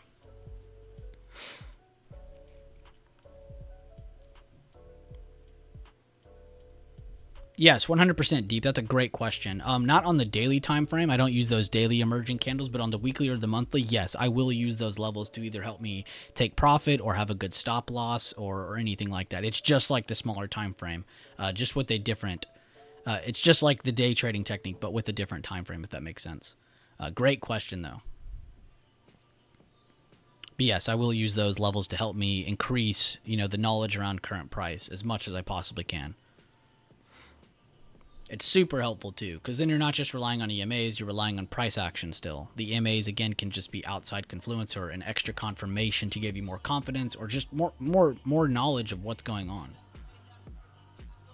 So you have to understand, there's not just a break and then it instantly gives you profits. There's sometimes going to be a break and then you're going to have a retest. You need to learn how to use the retracement percentages to understand, okay, this is where it's pulling back, I still have confidence in this. Or if it pulls up to that level, then great.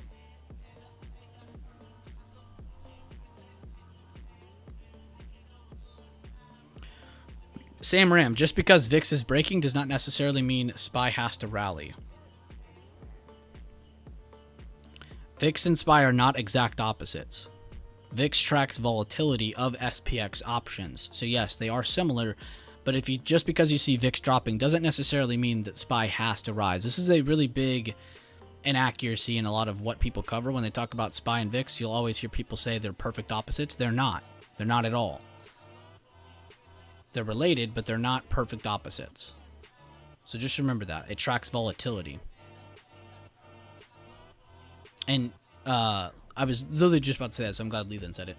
But he said VIX is up because the anticipation of the data that came out pre-market. So it's not really crazy to see it simmering off, to see volatility simmering off. So just remember that. No problem, Deep. And you'll see more of my information, of course, as I start to do those power hour streams more. The first couple weeks, I probably won't take as many swing alerts or whatever the hell we're going to call it. I really don't want people joining those streams and thinking, oh, I'm going to enter whatever he enters. I want you to understand what I'm covering, where I'm coming from. It's great to win and lose together, but at the same time, I'd rather you learn more than focus on entering with me or not. Exactly, Sam.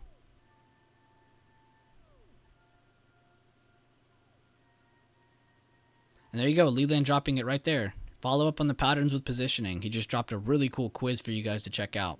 Be sure to check that out.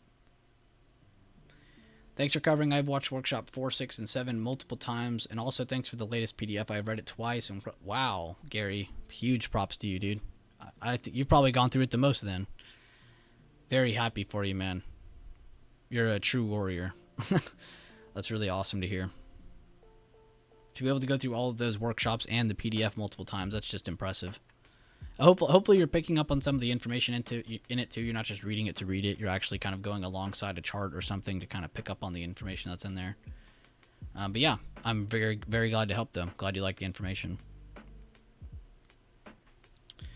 Pretty much just focus on price action and price history in here. Everything else is just extra. But yeah, back to that though, I again hope that not a lot of people join those power hour streams in hopes of catching signals or alerts.